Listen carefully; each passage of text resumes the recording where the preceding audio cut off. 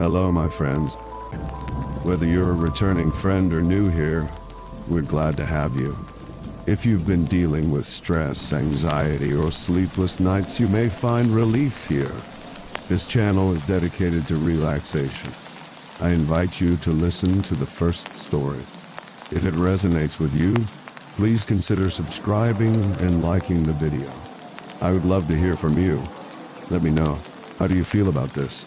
What are your thoughts? Where you're watching from and what time it is there? Your feedback in the comments is also appreciated. I wish to reach 1,000 subscribers and I value your support. Thank you for listening, supporting us, and hopefully making this podcast a regular part of your nightly bedtime ritual. My name is Henry and I'm your host now. Get comfortable, take a deep breath, and let the tension melt away.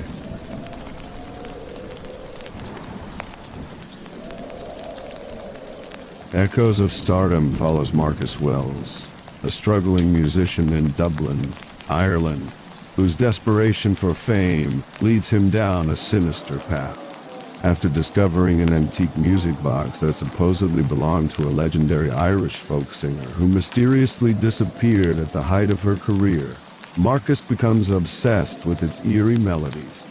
What he doesn't know is that the box is connected to an ancient Celtic curse that grants musical brilliance in exchange for something far more valuable than he realizes. As Marcus's talent inexplicably skyrockets and his career begins to take off, he starts experiencing disturbing hallucinations and blackouts. The people closest to him begin suffering mysterious accidents, and he discovers dark symbols appearing on his skin. His mental health deteriorates as he struggles to distinguish between reality and delusion, showing symptoms of paranoid schizophrenia. The true horror unfolds as Marcus learns that the music box is a conduit for a malevolent spirit that has been using musicians throughout history to collect souls through their performances. Each time Marcus performs, listeners fall under a spell that slowly drains their life force, feeding both his fame and the entity's power. His rise to stardom comes at a devastating cost, not only to those around him but for his own humanity. As his connection to the spirit grows stronger, Marcus begins transforming physically and mentally into something inhuman. In the end, he must make an impossible choice. Continue his path to legendary status knowing the true price, or destroying the music box and sacrifice everything he's gained, including parts of himself that may already be lost forever. The air was thick with the smell of stale beer and mildew, the dim lighting casting long shadows across the nearly empty room. The basement pub, with its peeling walls and creaky wooden floor, felt like a tomb where dreams came to die. My fingers moved mechanically over the guitar strings, each chord echoing with a desperation I couldn't hide. 8 years of pouring my soul into music, and here I was, playing to a handful of indifferent faces. My bandmates were a mirror of my frustration. The drummer's rhythm was off, the bassist's eyes were on the floor, and the keyboardist seemed to be playing in a different key altogether. The crowd, what little there was, murmured among themselves, their disinterest in a palpable weight in the room. I glanced up to see the venue owner standing by the bar, arms crossed, his expression a mixture of pity and impatience. As the last notes of our set faded, the silence was deafening. The owner approached us, his voice a monotone. "Not a good fit. Don't come back." The words cut deep, each syllable a testament to my failure. I packed up my guitar in silence, the weight of defeat pressing down on me like a physical force. The rain was relentless as I walked home, each drop stinging my face. My mind raced with the familiar questions. What was I doing wrong? Was I simply not good enough? The streets of Dublin were empty, save for the flickering streetlights that cast eerie shadows on the wet sidewalk. Then I saw it. A small antique shop I could have sworn wasn't there before. The window was fogged, the light inside faint but inviting. Something about it drew me in, a pull I couldn't resist. Pushing open the door, a bell jingled. and the scent of old books and something floral yet decaying enveloped me. The shop was a labyrinth of shadows and relics, each object whispering stories of the past. In the corner, on a dusty shelf, sat a music box unlike any I'd ever seen. Celtic patterns danced across its lid, shifting when I looked away. It was both beautiful and unsettling, like a siren's call. The old shopkeeper emerged from the shadows, his voice gravelly. "Ah, you found the star of the show. Belonged to Siobhan O'Malley, the singer who vanished. They say her voice was a gift from the gods." His eyes gleamed with a knowing light, as if he held a secret I desperately needed. I shouldn't have bought it. I was broken, barely scraping by, but something compelled me. The music box felt strangely warm in my hands, as if it had been waiting for me. As I left the shop, the rain seemed to ease, but a shiver ran down my spine. The music box's lid shifted slightly, as if it had opened on its own. I could have sworn I heard a melody, soft and haunting, echoing in my mind. Walking home, the box clutched tightly. I wondered if I'd imagined the whole thing. The shop, the music box, the strange pull, it all felt like a dream. But the weight in my hands was real, as was the growing unease in my chest. I quickened my pace, the melody growing louder, more insistent, until it was almost deafening. As I reached my flat, I set the box on the table, my heart pounding. The lid was open now, just a crack, and the melody swirled around me. A mix of beauty and something darker, something that didn't feel quite right. I shut it, my hands trembling, but the tune lingered, a haunting reminder that some doors, once opened, can't be closed. And as I sat there, the silence of the night pressing in, I couldn't shake the feeling that I'd just let something in, something that would change everything. I still remember the day I stumbled upon that old, mysterious shop in Dublin. Nestled between a bustling cafe and a vintage bookstore, it was easy to miss.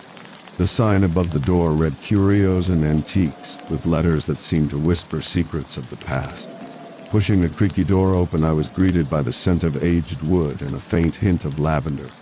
The shop was dimly lit, with shadows dancing across shelves filled with oddities, ancient trinkets, dusty vases, and a taxidermied owl that watched me with glassy eyes. Near the back, a peculiar music box caught my eye, adorned with Celtic patterns and a lid that shimmered like moonlight. The shopkeeper, an old man with knowing eyes, told me it once belonged to a famous Irish folk singer who vanished mysteriously. I felt an inexplicable pull, as if the box was calling to me. That day, I took it home, unaware it would become the catalyst for my descent into darkness.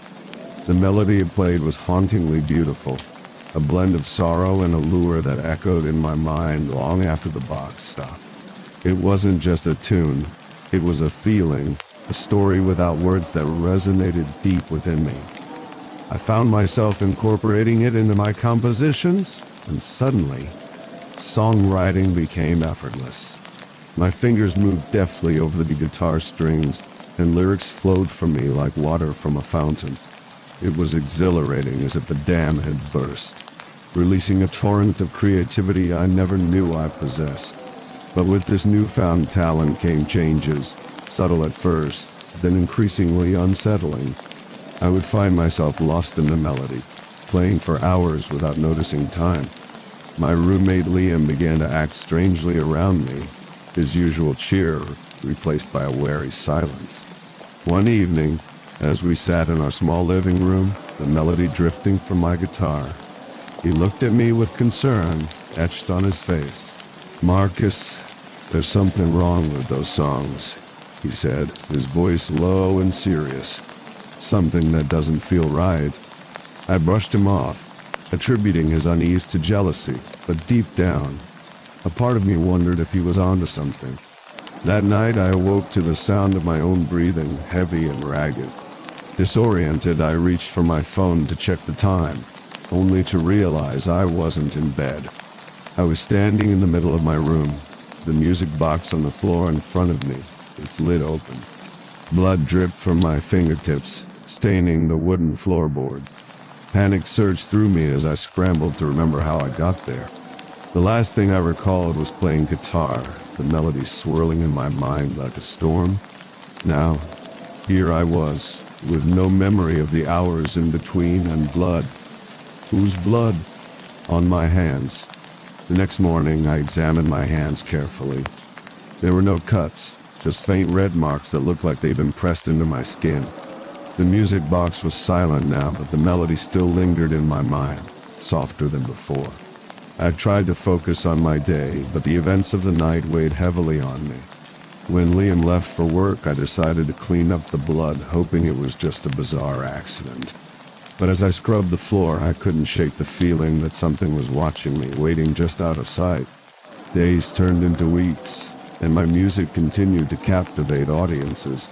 People would listen with rapt attention, their eyes glazed as if under a spell.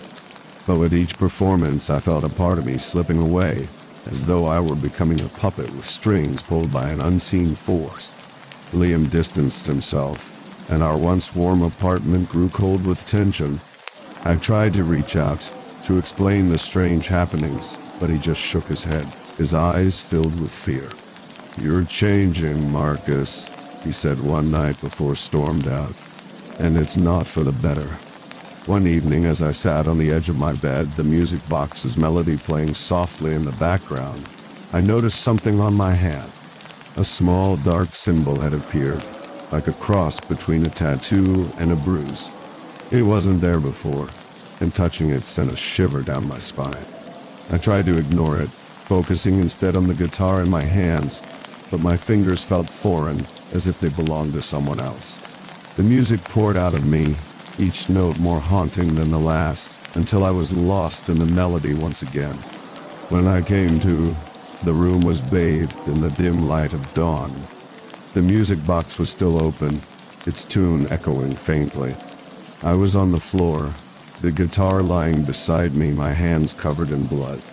This time, I knew I had to confront what was happening.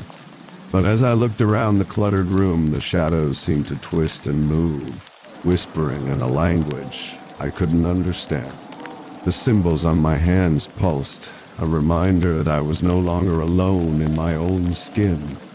I stumbled to the bathroom, turning on the tap to wash the blood away. The water was cold, shocking me back to reality, but as I looked in the mirror, I barely recognized the person staring back. My eyes were sunken, my skin pale, and there was a darkness in my gaze that I couldn't explain. I splashed water on my face, trying to clear my mind, but the melody still played in my thoughts, a relentless reminder of the force that had taken hold of me. As the days passed, the symbols on my hands grew more defined, and the blackouts became more frequent. I would find myself in places I didn't remember going to, with no recollection of how I got there. The fear was suffocating, but the music was addicting. Each time I played, the rush was intoxicating, but the cost was mounting. I was losing myself, piece by piece, and I didn't know how to stop it. One night, as I sat with the music box in my lap, the melody swirling around me, I felt a presence in the room. It was cold, oppressive, and it watched me with an unblinking gaze. I tried to scream, but my voice was trapped in my throat. The box's lid opened wider, the tune reaching a crescendo, and I felt myself being pulled towards it. The last thing I remembered was the sound of my own heartbeat, pounding in my ears like a drum. When I awoke, I was in my bed, the music box silent on the floor. But the symbols on my hands were darker now, spreading up my arms like vines. I knew then that I was running out of time. The melody had become a part of me, and I was no longer sure where I ended, and it began. The choice loomed before me: continue down this path, embracing the darkness for the sake of fame, or destroy the music box and risk losing everything I had gained, including parts of myself that might already be gone forever. But for now, the melody played on, a haunting reminder of the price of my stardom, and the eerie harmony that echoed through my soul. That night, everything changed. It wasn't some grand orchestrated moment, just a typical open mic night at a cramped pub in Dublin. The kind of place where the air smells like stale beer and desperation. I'd been playing those gigs for years, trying to get anyone to listen to, but this time, something was different. This time, I had the music box. I found it a few days before in a dusty antique shop near Temple Bar. The shopkeeper told me it had once belonged to Oife MacLeod, the legendary Irish folk singer who vanished mysteriously back in the 70s. He said it was cursed, but I didn't believe him. I just liked the way it sounded when I turned the crank, haunting, otherworldly. So, I took it to the pub that night, setting it on the table beside me as I played. My set was shaky at first. My hands trembled, my voice cracked, and I stumbled over the chords. But then, something strange happened. As I started playing the melody I'd heard from the music box, the room seemed to shift. The flickering lights dimmed slightly, and for a moment I could swear I felt a cold breeze sweep through, even though the windows were closed. The crowd, which had been murmuring and clinking glasses, fell silent. They were listening, really listening, and I could feel it, this electric connection to the music that I'd never felt before. After I finished, a man approached me. He was tall, with a sharp jaw and piercing blue eyes that made me uneasy. He introduced himself as Ronan, a local producer. "You've got something special," he said. "I can make you a star." I laughed. "Sure, you and everyone else." But he wasn't kidding. He offered me studio time the next day, and I took it. Why wouldn't I? It was the break I'd been waiting for. The recording process was surreal. When I brought the music box to the studio, Ronan raised an eyebrow, but didn't say anything. I opened it before I started playing, letting the melody seep into my music. The engineers seemed entranced as they worked. Their eyes glazed over as if they were in a trance. I didn't think much of it at the time. I was too busy trying to keep up with the overwhelming energy coursing through me. When the single dropped, it climbed the charts faster than I could understand. People were obsessed. They'd listened to it on repeat for hours, saying it made them feel possessed in the best way possible. I started getting booked for gigs all over the city. Fans showed up in droves, their eyes wide and unblinking as they sang along to every word. But I started noticing things. Little things at first. During interviews, I'd blank out for minutes at a time, only to snap back to reality with no idea what I'd just said. People would tell me I'd been charisma itself, but I'd feel a sick dread in my stomach. And then there were the photos from my concerts. Fans would send them to me, smiling and rapturous in the crowd, but their eyes looked off, sunken, drained, and there were these shadows under their eyes like they hadn't slept in weeks. I tried to brush it off. Maybe they were just tired. Maybe the lighting was bad. But then I started noticing something else. Whenever I performed, people would faint. At first it was just one or two, but soon it became a regular thing. They'd collapse in the crowd, pale and clammy, and security would carry them out. I asked if they were okay, but no one seemed to know. Or maybe they just didn't care. And then there was the smell. It started faint at first, like burning hair mixed with something sweet, almost floral. It reminded me of the scent of old flowers in a funeral home. I couldn't place it, but it lingered in my nostrils after every show. Sometimes it was stronger, sometimes weaker, but it was always there. And it wasn't just the smell. I started feeling cold, even when the venue was sweltering with body heat. My skin would prickle with goose flesh, and I'd catch glimpses of something. Shadows moving out of the corner of my eye, whispers just beyond the range of my hearing. The music box was always with me, of course. I couldn't leave it behind. It felt warm now, almost a light in my hands.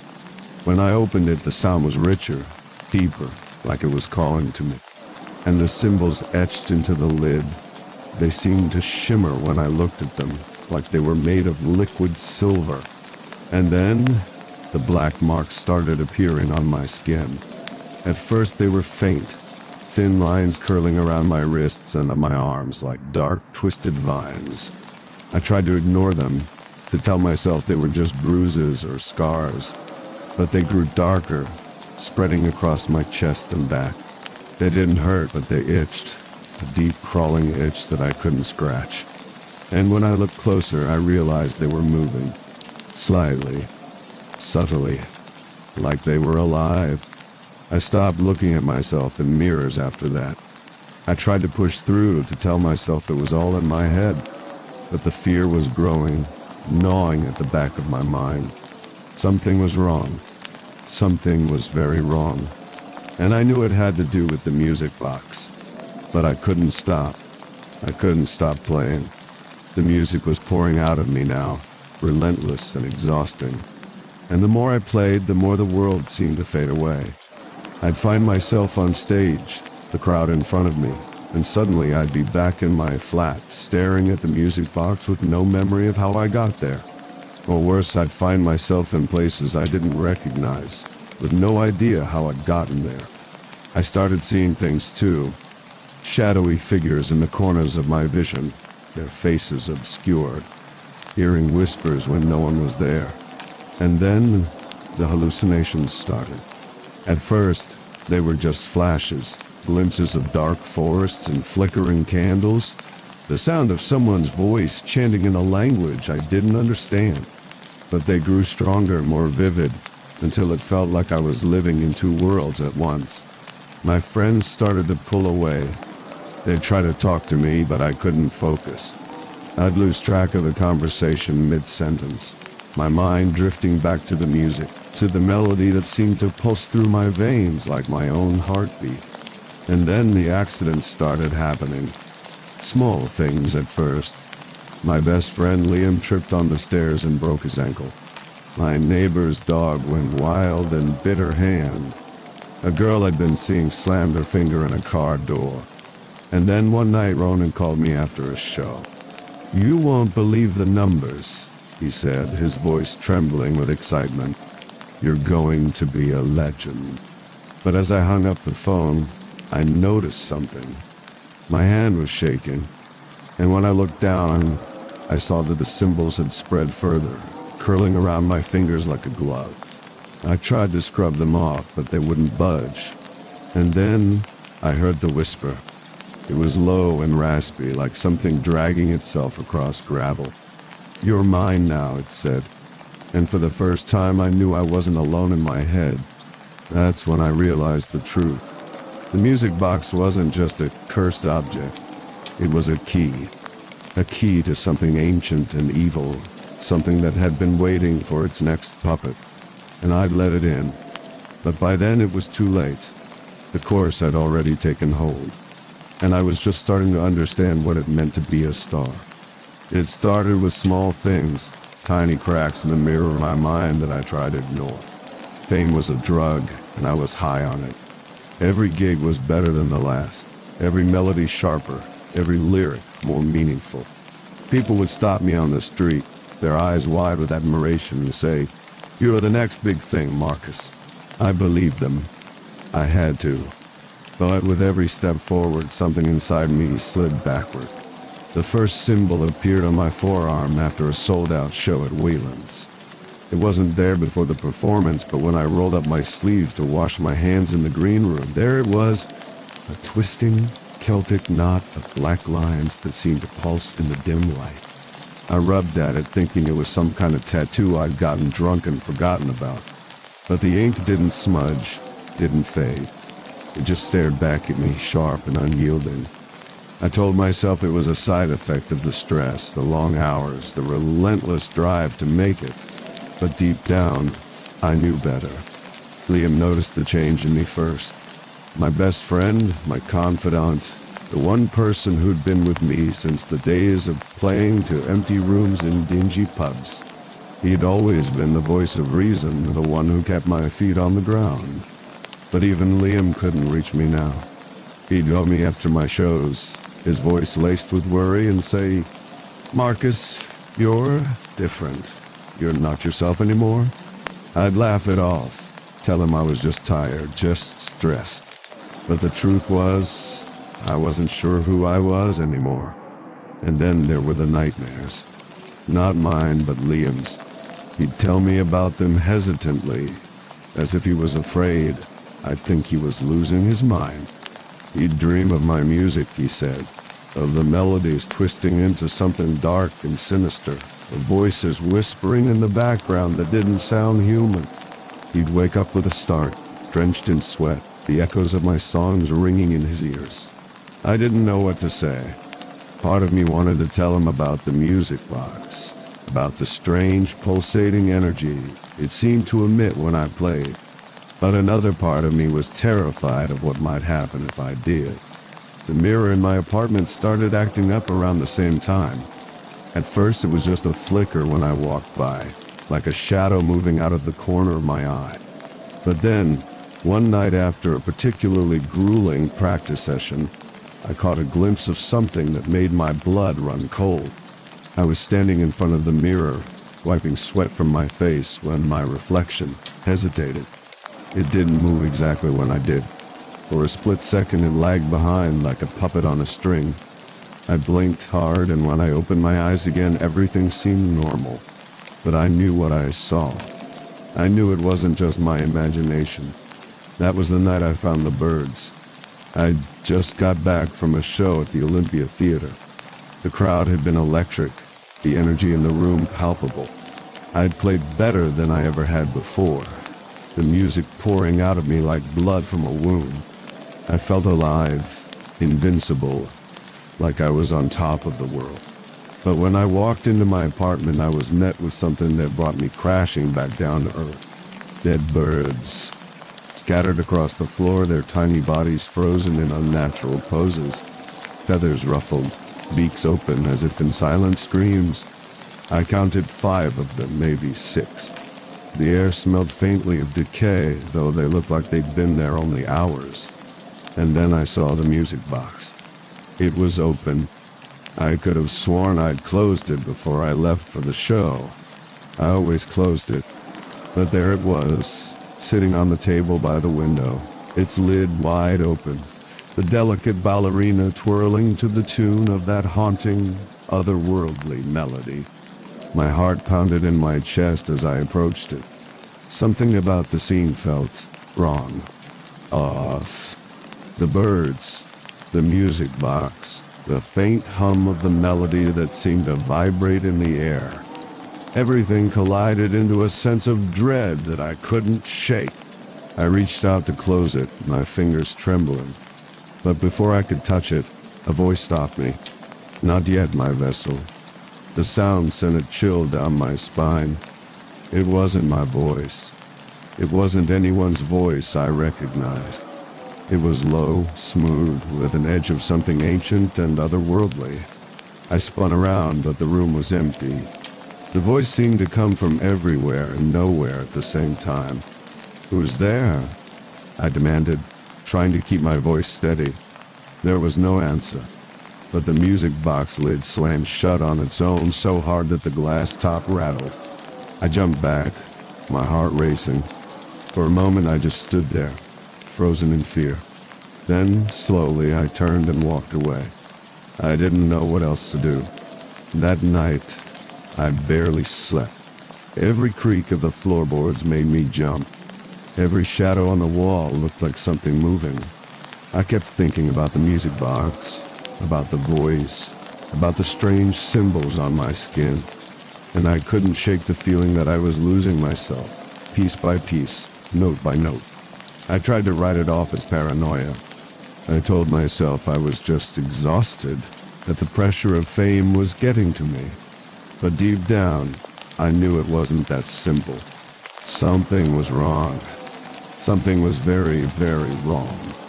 And yet, even with all the strange occurrences, even with the creeping sense of dread that followed me everywhere, I couldn't stop. I couldn't stop playing the music. I couldn't stop performing.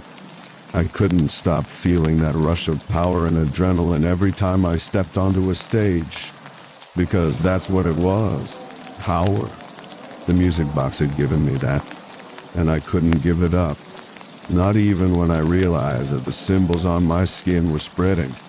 Not even when I found myself forgetting the hours of my day, with no memory of where I'd been or what I'd done. Not even when I started seeing things, shadowy figures lurking in the corners of my vision, whispers in the dead of night that seemed to come from no one and everyone at the same time. I told myself it was all worth it, for the music, for the fame, for the fleeting, intoxicating rush of being adored. But in the quiet moments, when the crowd was gone and the spotlight was off, I couldn't help but wonder, at what cost? I sat in the dimly lit psychiatrist's office, the scent of old books and stale air clinging to my clothes. The doctor across from me, a kind-faced woman with a notepad, scribbled something as I spoke. Her expression was a mask of professional concern, but I could see the doubt in her eyes. Another musician blaming the pressures of fame for his unraveling mind. "Marcus," she said, her voice soft but firm. "What you're describing, these hallucinations, the paranoia, the blackouts, they're textbook symptoms of paranoid schizophrenia. We need to adjust your medication and—" I cut her off, my voice rising despite my best efforts. "It's not in my head. Something's happening to me, something real. You don't understand." She leaned back in her chair, her pen pausing mid-sentence. "I'm trying to help you, Marcus, but you need to meet me halfway. The music box, these visions, the symbols on your skin, they could all be manifestations of your subconscious. You've been under a lot of stress. It's possible your mind is creating a curse." I laughed bitterly. "You think I'm crazy, don't you?" She hesitated before speaking. "I think you're struggling. Let's focus on getting you stabilized first, and then we can explore other possibilities." I left her office with a prescription I had no intention of filling. If this was all in my head, then why did everything feel so real? The melodies that haunted me, the symbols etched into my skin, the faint whispers I heard when no one was around, they all felt too tangible, too alive. Desperate for answers, I turned to the only place left, the past. The university library was a labyrinth of dusty shelves and flickering fluorescent lights. I spent hours scouring through old records, newspapers, and books, searching for any mention of the music box or Siobhan O'Malley. And then, tucked away in a corner of the archives, I found it. A leather-bound journal belonging to a Celtic music historian named Dr. Eleanor Quinn. The cover was cracked, the pages yellowed with age. As I opened it, the musty smell of decay filled my nostrils. The entries were cryptic at first, detailing Dr. Quinn's research into ancient Celtic rituals. But as I flipped through the pages, the tone shifted. She wrote about a pre-Christian deity, a god that craved human creativity. Music, poetry, art died awhite. The Druids, she claimed, had performed rituals to cite this deity, sacrificing musicians to it. My fingers trembled as I turned the page. There, in the center of the journal, was a sketch of the music box. It was identical to the one I had found. "It's real," I thought, my breath catching in my throat. "The curse is real." The journal's final entry was dated October 12, 1985, thought it. Dr. Quinn wrote about a terrible truth she had uncovered, a pattern linking the music box to the tragic deaths of several musicians. Each had owned the box, each had achieved unparalleled success, and each had died under mysterious circumstances. The last sentence was incomplete, the words trailing off mid-thought. Below it was a single bloodstain. I slammed the journal shut, my heart pounding. The library around me seemed to grow quieter, the shadows cast by the flickering lights twisting into grotesque shapes. I could feel eyes on me, but when I looked up, the room was empty. Back at my flat, I sat at the kitchen table, the music box in front of me. I hadn't opened it in days, afraid of what might happen. But now, with the journal's words echoing in my mind, I felt an overwhelming urge to play its melody. "Don't do it," a voice in my head warned. But it was too late. My fingers moved on their own, lifting the lid. The first note spilled out, hauntingly beautiful. I closed my eyes, letting the music wash over me. When I opened them again, I was standing in the middle of a forest. The trees towered above me, their branches bare and twisted. The air was cold, the ground covered in a thin layer of frost. Where am I? I muttered, my breath visible in the chill. There was no answer. I walked for what felt like hours. The only sound was the crunch of my boots on the frozen ground. Then, in the distance, I saw a figure. A woman in a long, flowing dress, her back to me. As I approached, she turned. It was Siobhan O'Malley. Her eyes were black as coal, and her skin was deathly pale. She smiled, her voice low and melodic. "You've been playing the tune," she said. "It's been so long." I tried to speak, but my voice caught in my throat. "You're just like the others," she continued, her tone mournful. "So hungry for greatness, so willing to pay the price." I took a step back, my legs trembling. "What price?" Her smile widened. "Your soul, Marcus, piece by piece, performance by performance." I tried to run, but my feet felt rooted to the ground. She began to laugh, the sound echoing through the forest. When I opened my eyes again, I was back in my flat, the music box still playing on the table in front of me. The room was bathed in an eerie, flickering light, as if the shadows themselves were alive. I slammed the box shut, my hands shaking. The melody stopped, but the silence that followed was worse. I knew then that I couldn't ignore the truth any longer. The music box was more than just a cursed object. It was a gateway, a conduit for something ancient and evil, and I was running out of time. But as I sat there, staring at the box, I couldn't help but feel its pull. The promises it made. Fame, audience, success, immortality. All I had to do was play, and that's exactly what I did. The call came on a drizzly Dublin morning. My manager, Seamus, called to tell me I'd been booked for Ireland's largest music festival. It was the kind of gig that could make a career. I stood in my tiny flat, clutching the phone, and let the news sink in. This was it. This was my chance. But as I set the phone down, my eyes landed on the music box sitting on my kitchen table.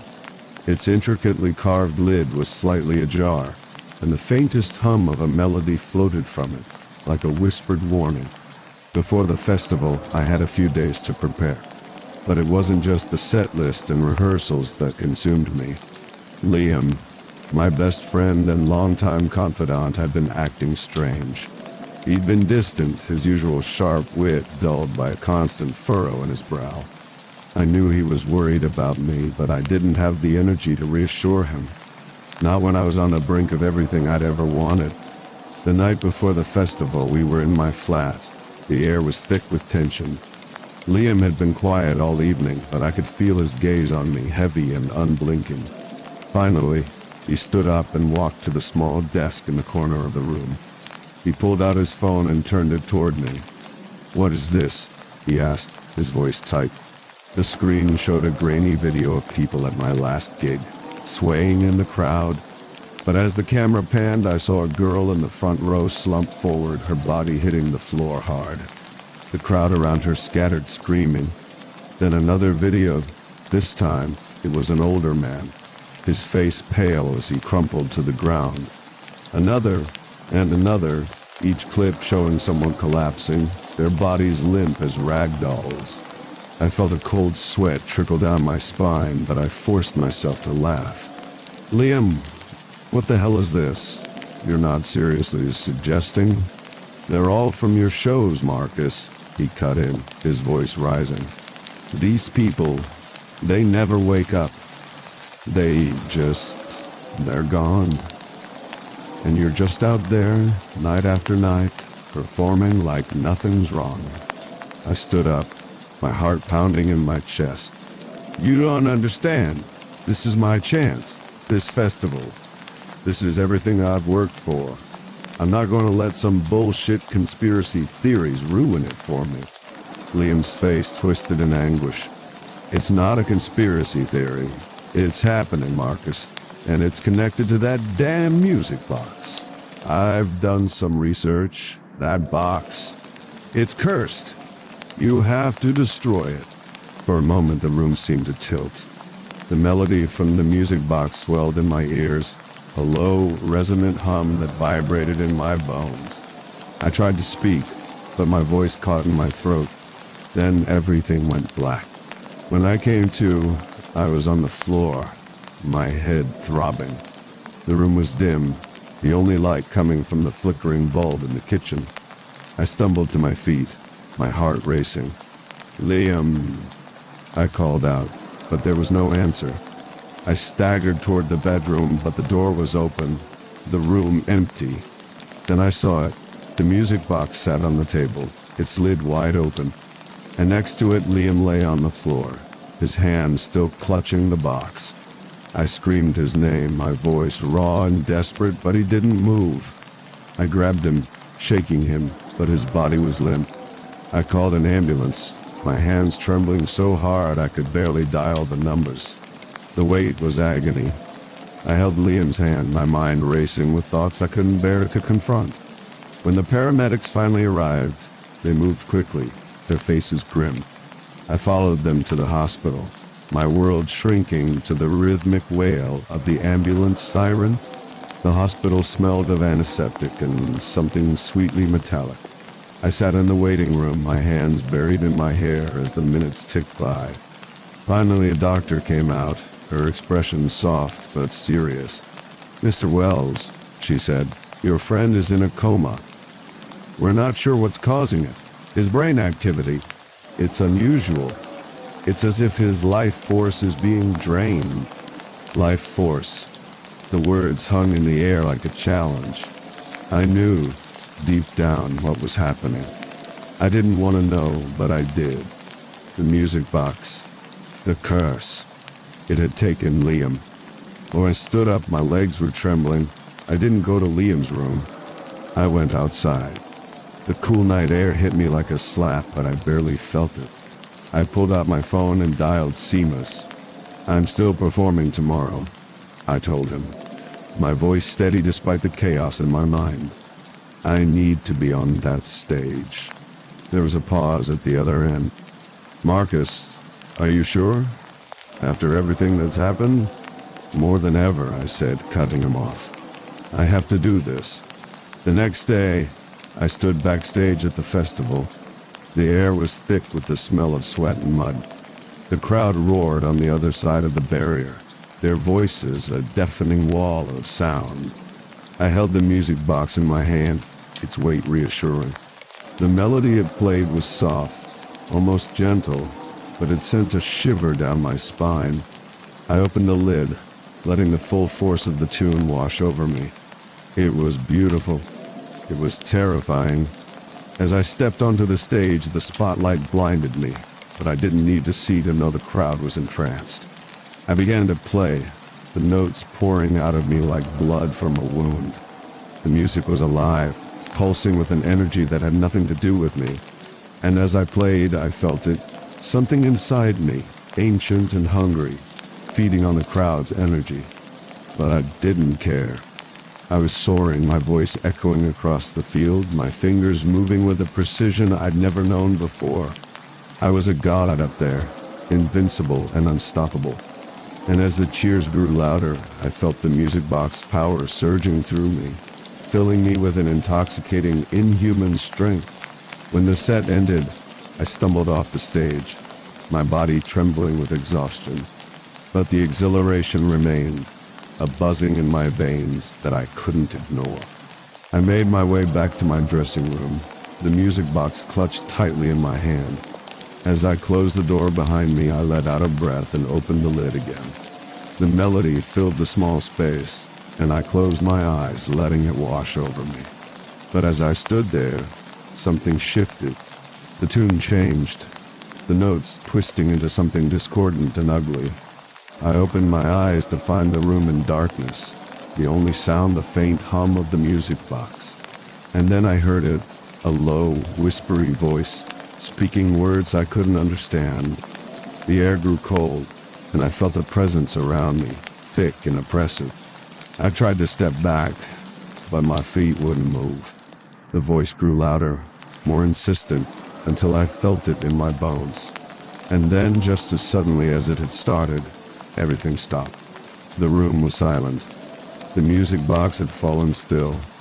I stood there for a long moment, my breath coming in shallow gasps. Then, slowly, I reached out and closed the lid of the music box.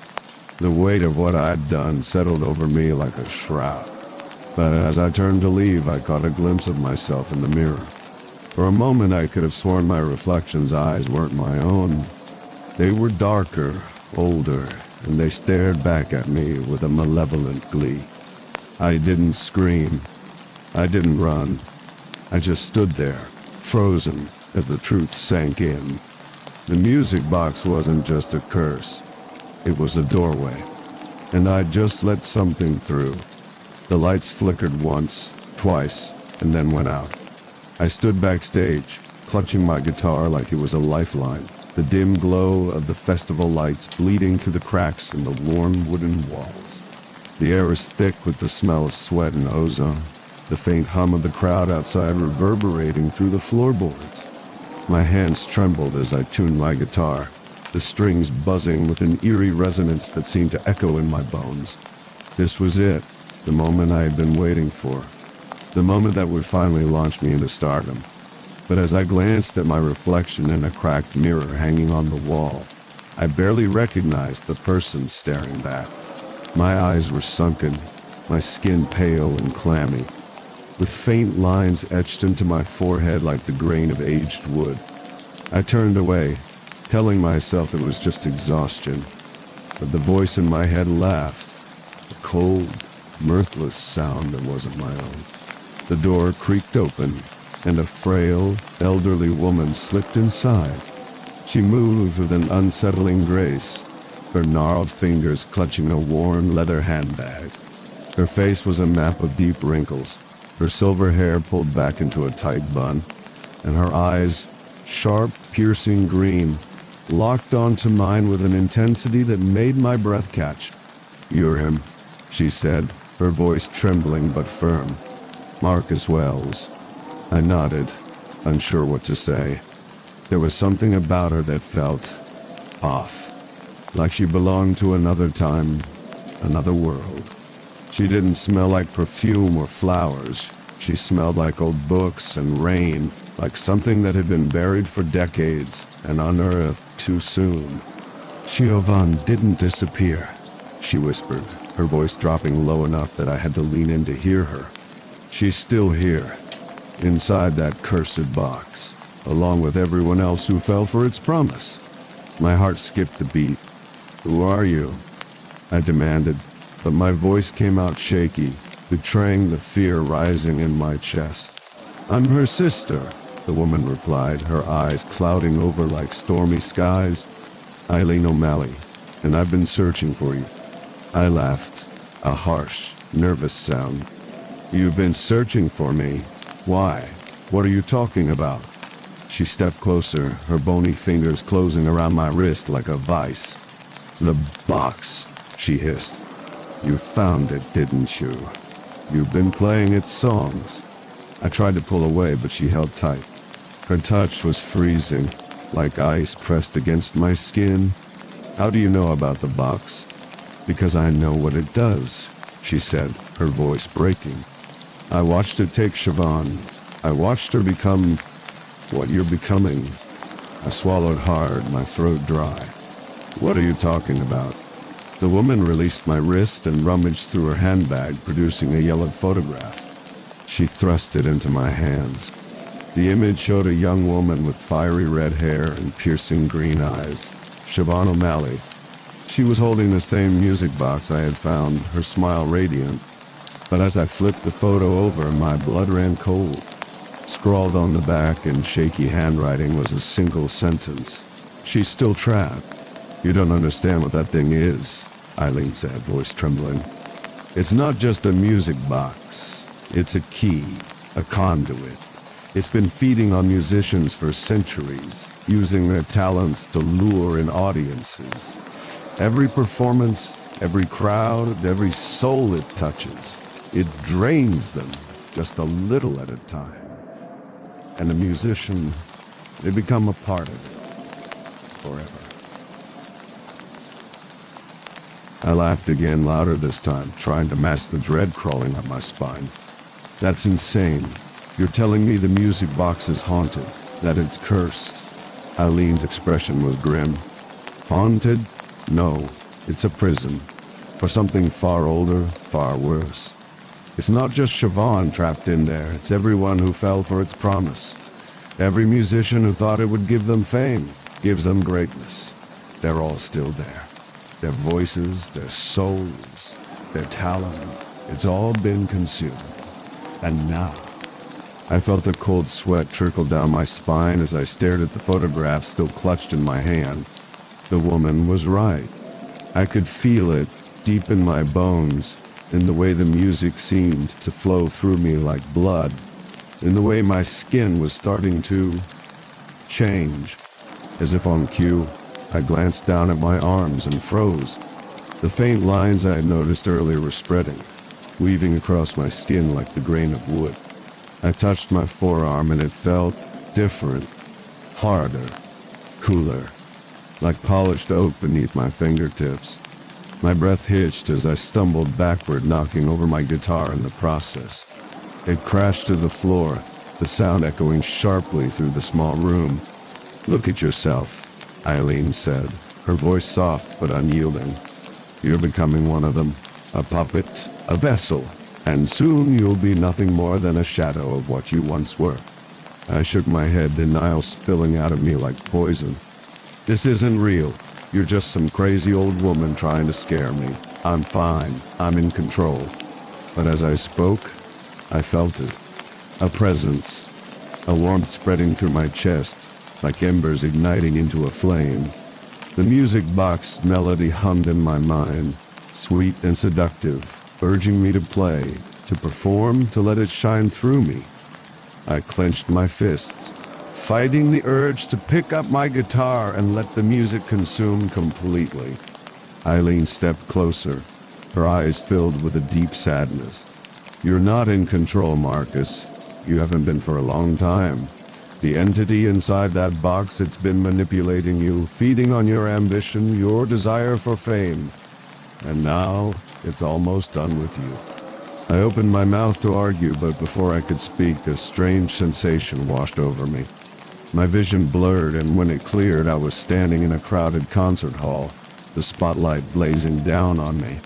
The audience was cheering, their faces rapt with adoration. And I was playing like I had never played before. The music poured out of me, a torrent of sound that seemed to lift me off the ground. But as I looked closer, I saw that the audience wasn't just cheering. They were swaying, their eyes glazed over, their skin deathly pale. And as I played on, I realized that they were fading, their bodies shrinking, their life force being pulled away with every note.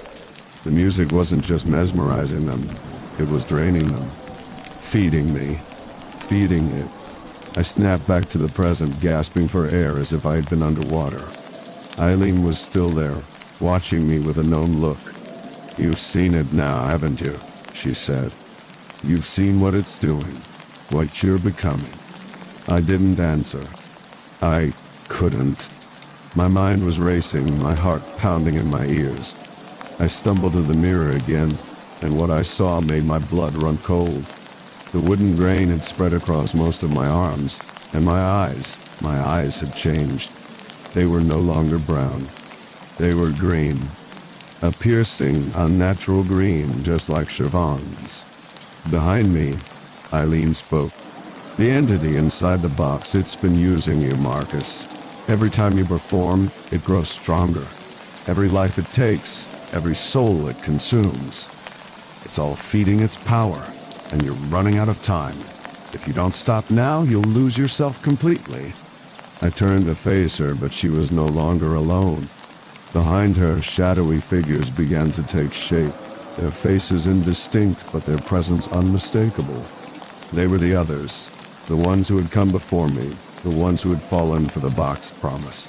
And as I watched, they reached out, their hands grasping for me like ghosts. Eileen's voice cut through the chaos. "You have to destroy it, Marcus, before it's too late, before you become just another echo in its song." I didn't have time to respond. The festival organizers were calling my name, their voices muffled but insistent. I was on soon. The crowd was waiting, and the music box melody was humming in my mind, urging me to take the stage, to let it shine. As I picked up my guitar and stepped toward the door, Eileen's final words echoed in my ears. "You don't have much time left." And then I was gone, swallowed by the spotlight and the roar of the crowd. But as I began to play, I couldn't shake the feeling that I was no longer alone on that stage. That something else was with me, guiding my fingers, singing through my voice. And when the music finally faded, I knew that I might already be too late. The stage lights blazed down on me, casting long shadows that stretched and twisted like living darkness. The crowd roared, a deafening wave of sound that pulsed through my veins like a drug. I strummed the first chord on my guitar, and the notes seemed to shimmer in the air, alive and electric. The entity hummed in approval, its voice a low thrum in the back of my mind, promising me the world. I could feel its power coursing through me, a heady mix of exhilaration and dread. The guitar felt different in my hands tonight. The strings cut into my fingers sharp as knives, but I couldn't feel the pain. Or maybe I could, but it was distant, muffled, like someone else's agony. I glanced down and my blood ran cold. My fingers were changing, merging with the guitar. The wood seemed to pulse, alive, and I could see the faint outlines of other hands intertwined with mine. The ghosts of musicians passed. Their whispers filled my ears, a chilling chorus of despair and longing. I shut my eyes trying to block it out, but the visions came anyway. Flashes of the stage, the crowd, the music, but it was all distorted like a reflection in a broken mirror. The entity laughed, a sound that was almost a song, and I felt myself slipping, losing grip on what was real. When I opened my eyes again, the crowd was swaying, their eyes glassy and unfocused. They were under the spell just like all the others. And then I saw Liam. He was at the edge of the stage, pushing through security, his face twisted with desperation.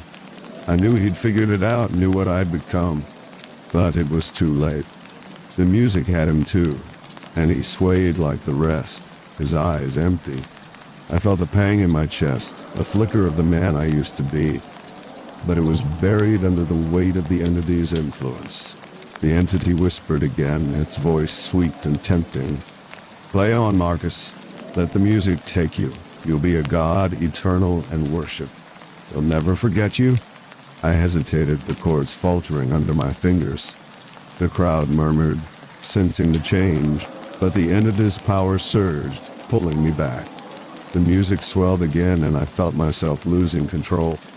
My body jerked, no longer mine, as the entity took over.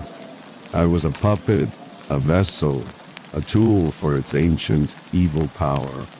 But then I saw Liam again, breaking through the spell, his eyes locking onto mine with a desperate plea. It was a fleeting moment, a crack in the entity's hold.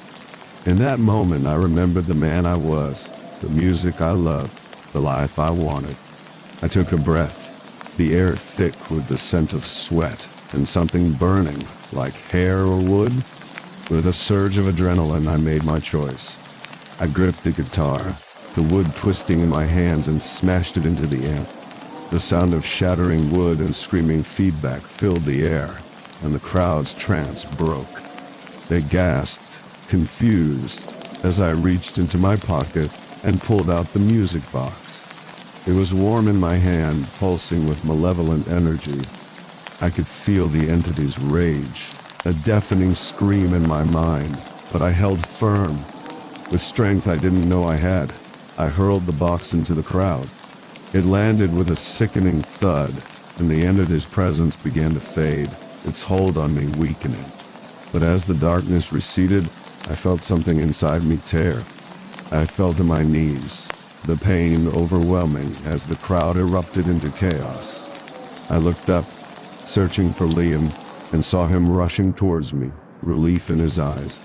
But then, as he reached me, his expression changed. His eyes clouded and he whispered, "Marcus, what have you done?" I froze, fear gripping my heart. "What do you mean?" Liam's voice dropped to a whisper. "I remember the music, Marcus. I remember everything." And as he spoke, his eyes turned black, and I knew the entity wasn't gone. It was just beginning.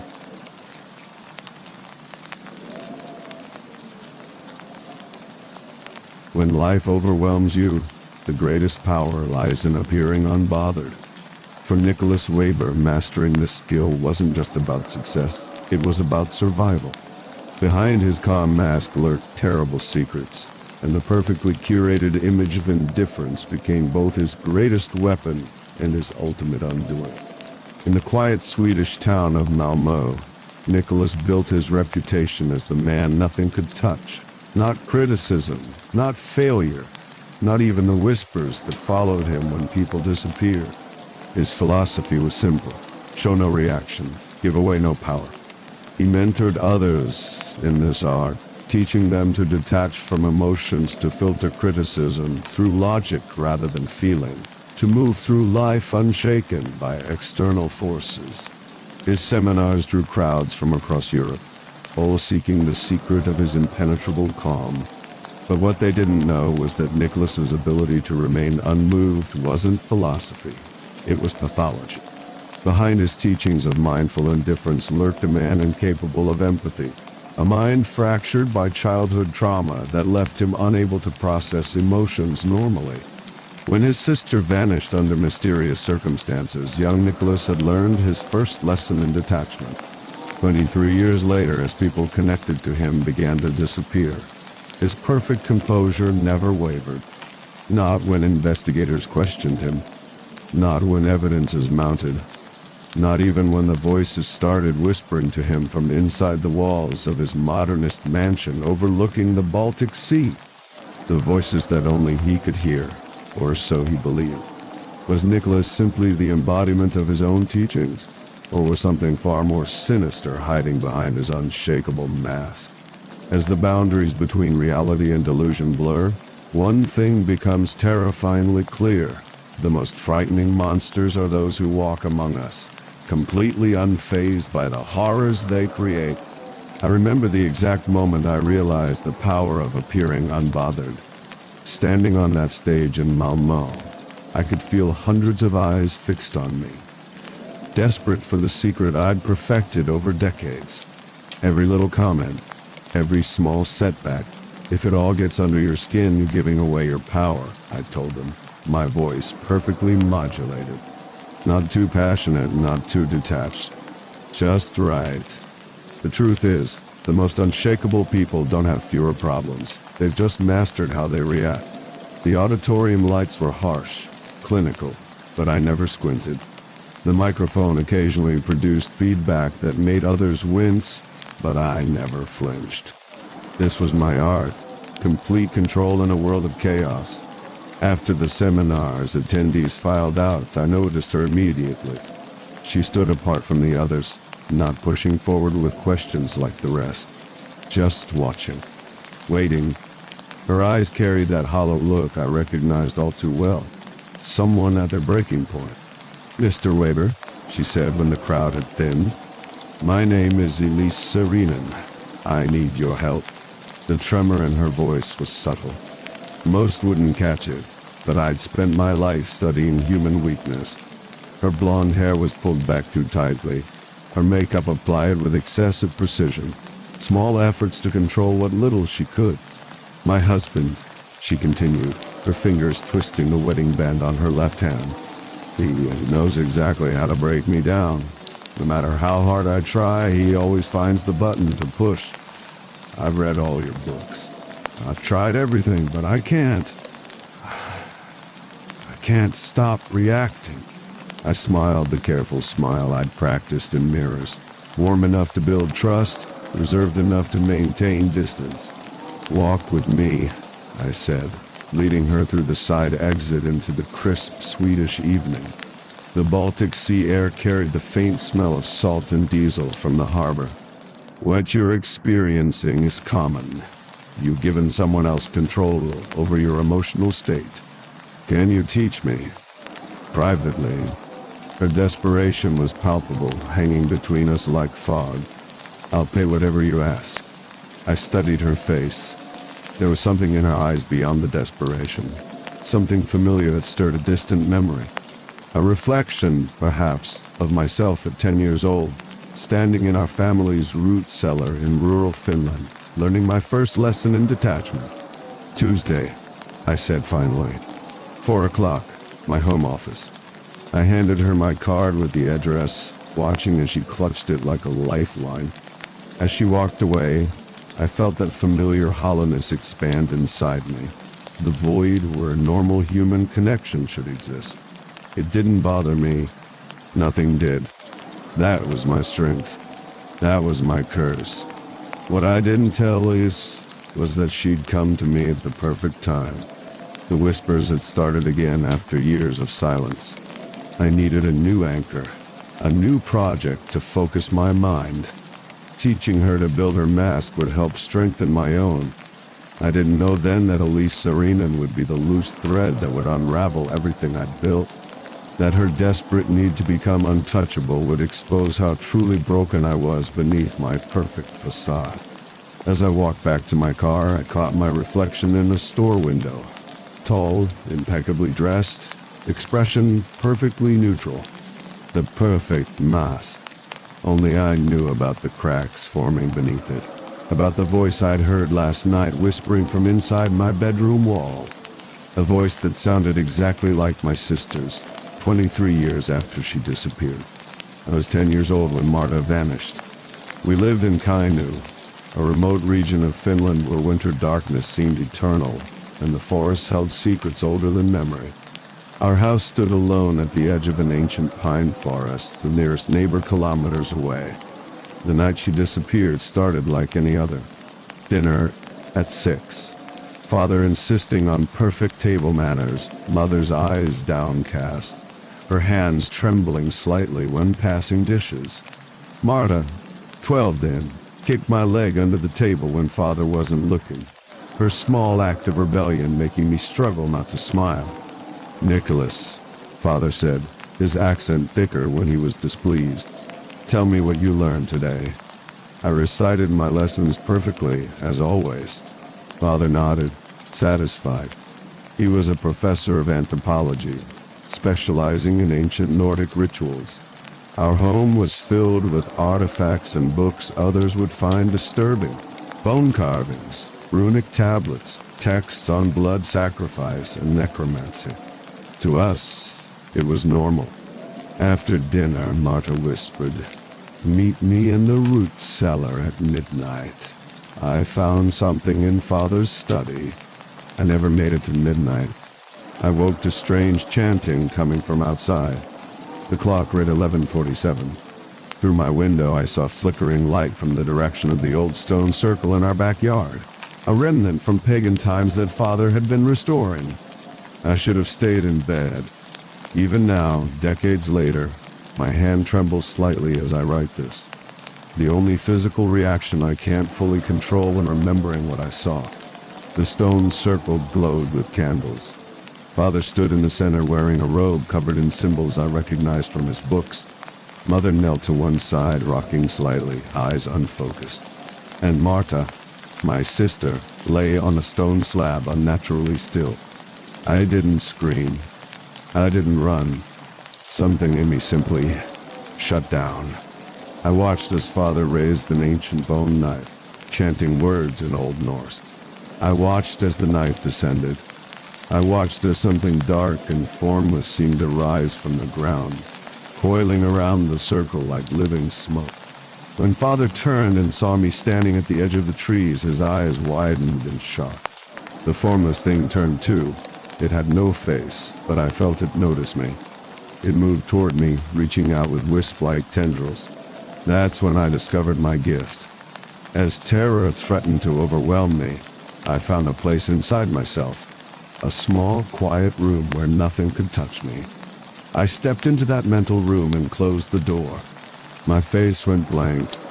My body stopped trembling. I simply watched, hesitating to think, confused by my lack of fear. Father stared at me with an expression I couldn't read. Then Mother began to scream, a sound so primal it broke through even my newfound detachment. What happened next is fragmented in my memory. Police. Questions. Father taken away. Mother institutionalized. Me, sitting perfectly still while social workers exchanged concerned glances, whispering about shock and trauma. "Nicholas, can you tell us what happened to your sister?" they asked repeatedly. I could have told them about the ritual, about the knife, about the shadow that had no face. Instead, I said nothing. I had discovered something powerful. When I showed no reaction, people revealed everything.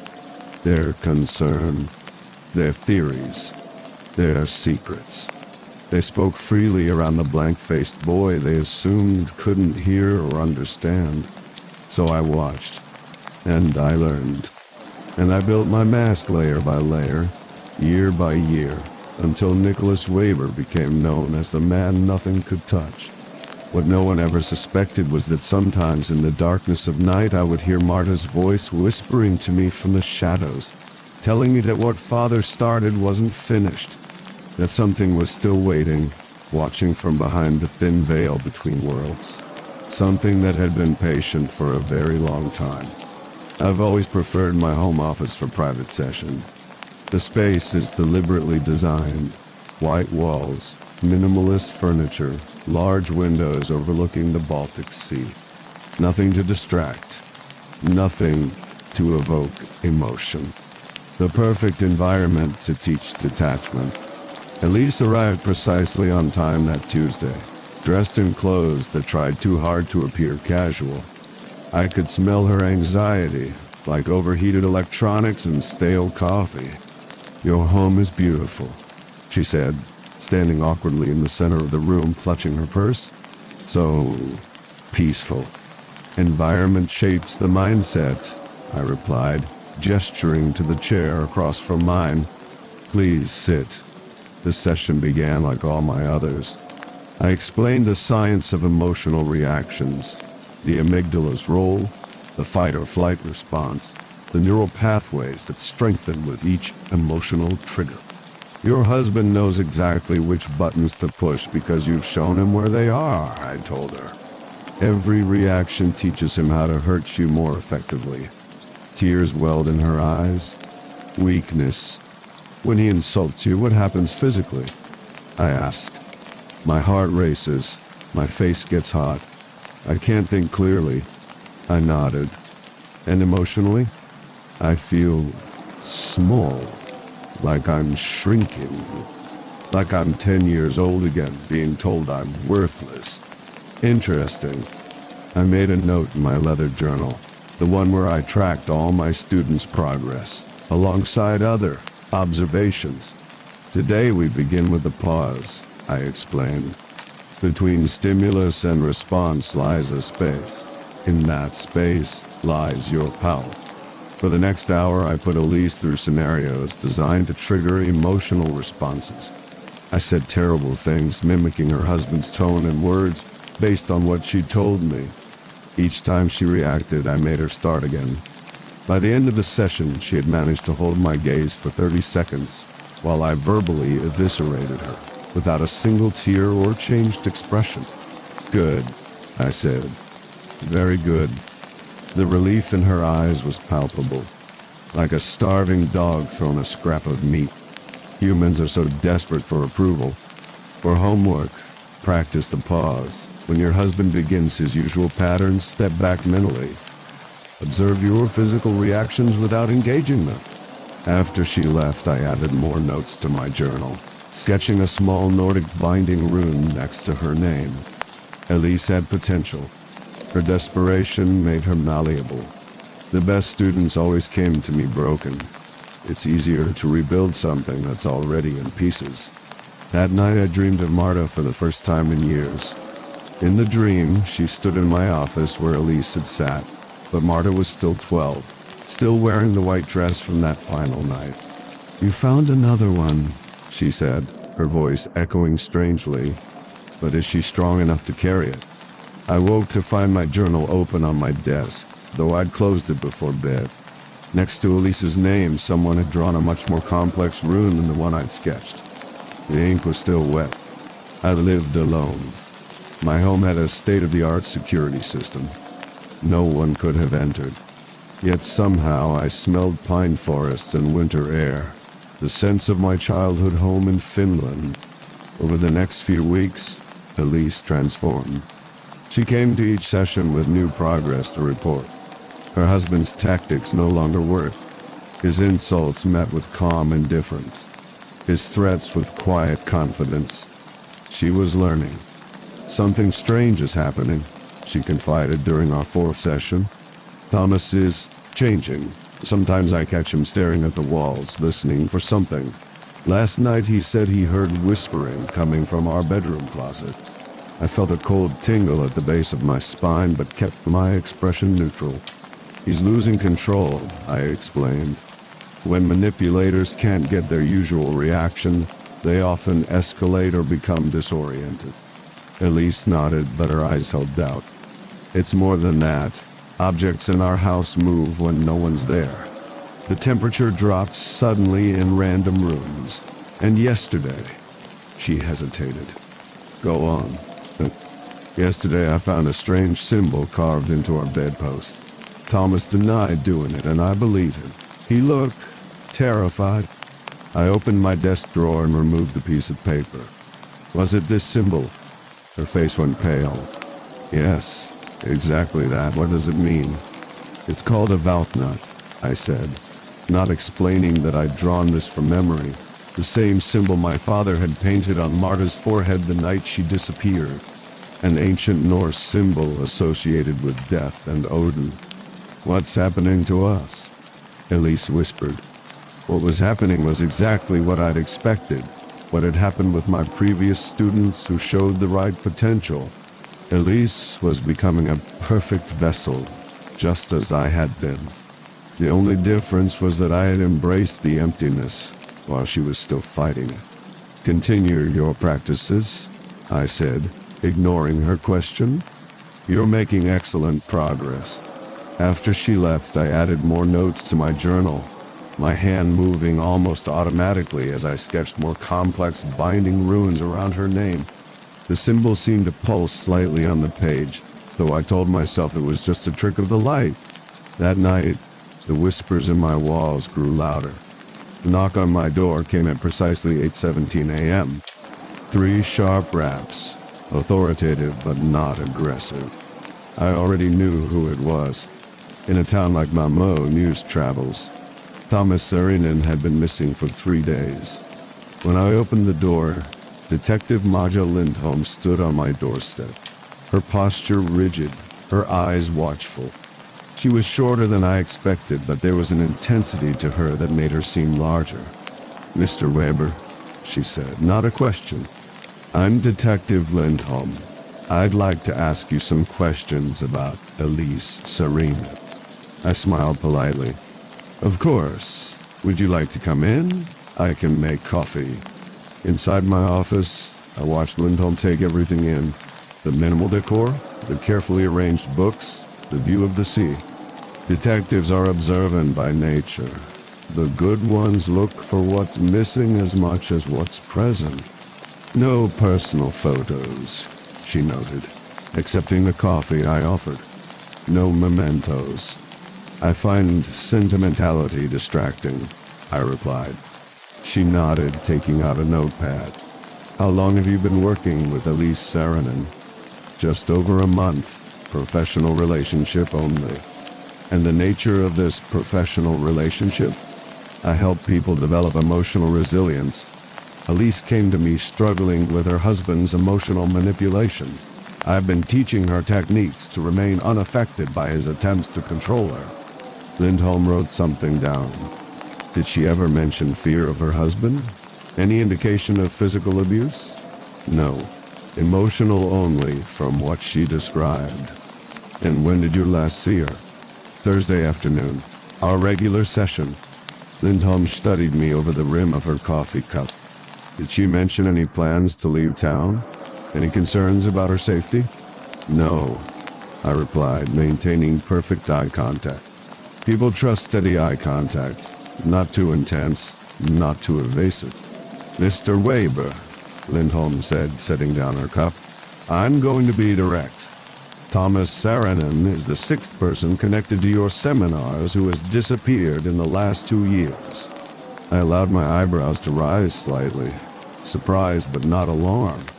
I wasn't aware of that. My seminars attract hundreds of people annually. I can't keep track of everyone's whereabouts. Magnus Peterson, Lukas Berg, Sophia Holden, Annika Ross, Henrik Ljung, and now Thomas Saarinen. She recited the names while watching my face. All attended your seminars or private sessions. All reported strange experiences before vanishing. Strange experiences?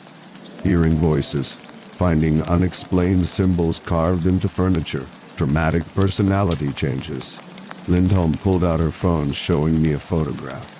This symbol was found carved into trees near where each person was last seen. The Vanknat, my father's symbol, the one Marta had drawn in my journal. I kept my expression neutral. I'm not familiar with it. Some kind of gang sign?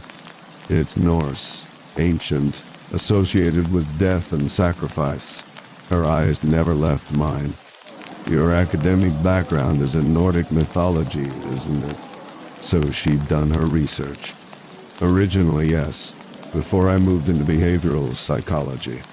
And you grew up in Finland, Kainu region. You've been thorough, I acknowledged. It's my job. She slipped the phone back into her pocket. Tell me, Mr. Weber, do you remember a girl named Marta Weber? For a fraction of a second, the mask slipped. I felt it, a slight widening of my eyes, a barely perceptible intake of breath. Most would never notice, but Lindholm did. I saw the subtle shift in her posture. My sister, I said, recovering quickly. She disappeared when I was a child, a tragedy my family never recovered from. I'm sorry for your loss, Lindholm said, not sounding sorry at all. One more question before I go. Do you ever hear voices, Mr. Weber? Whispers coming from places they shouldn't? The walls in my office seemed to pulse slightly. Behind Lindholm, I could have sworn I saw a shadow move independently of any object in the room. No, I lied. I'm afraid I'm boringly rational detective. After she left, I stood at my window watching her get into her car. She didn't drive away immediately. She was making notes, probably recording her impressions while they were fresh. She knew something, or suspected. The question was, how much? I went to my safe, hidden behind a minimalist painting, and removed the leather journal. Page after page of notes on my students, interspersed with symbols and ancient Norse text I didn't remember writing.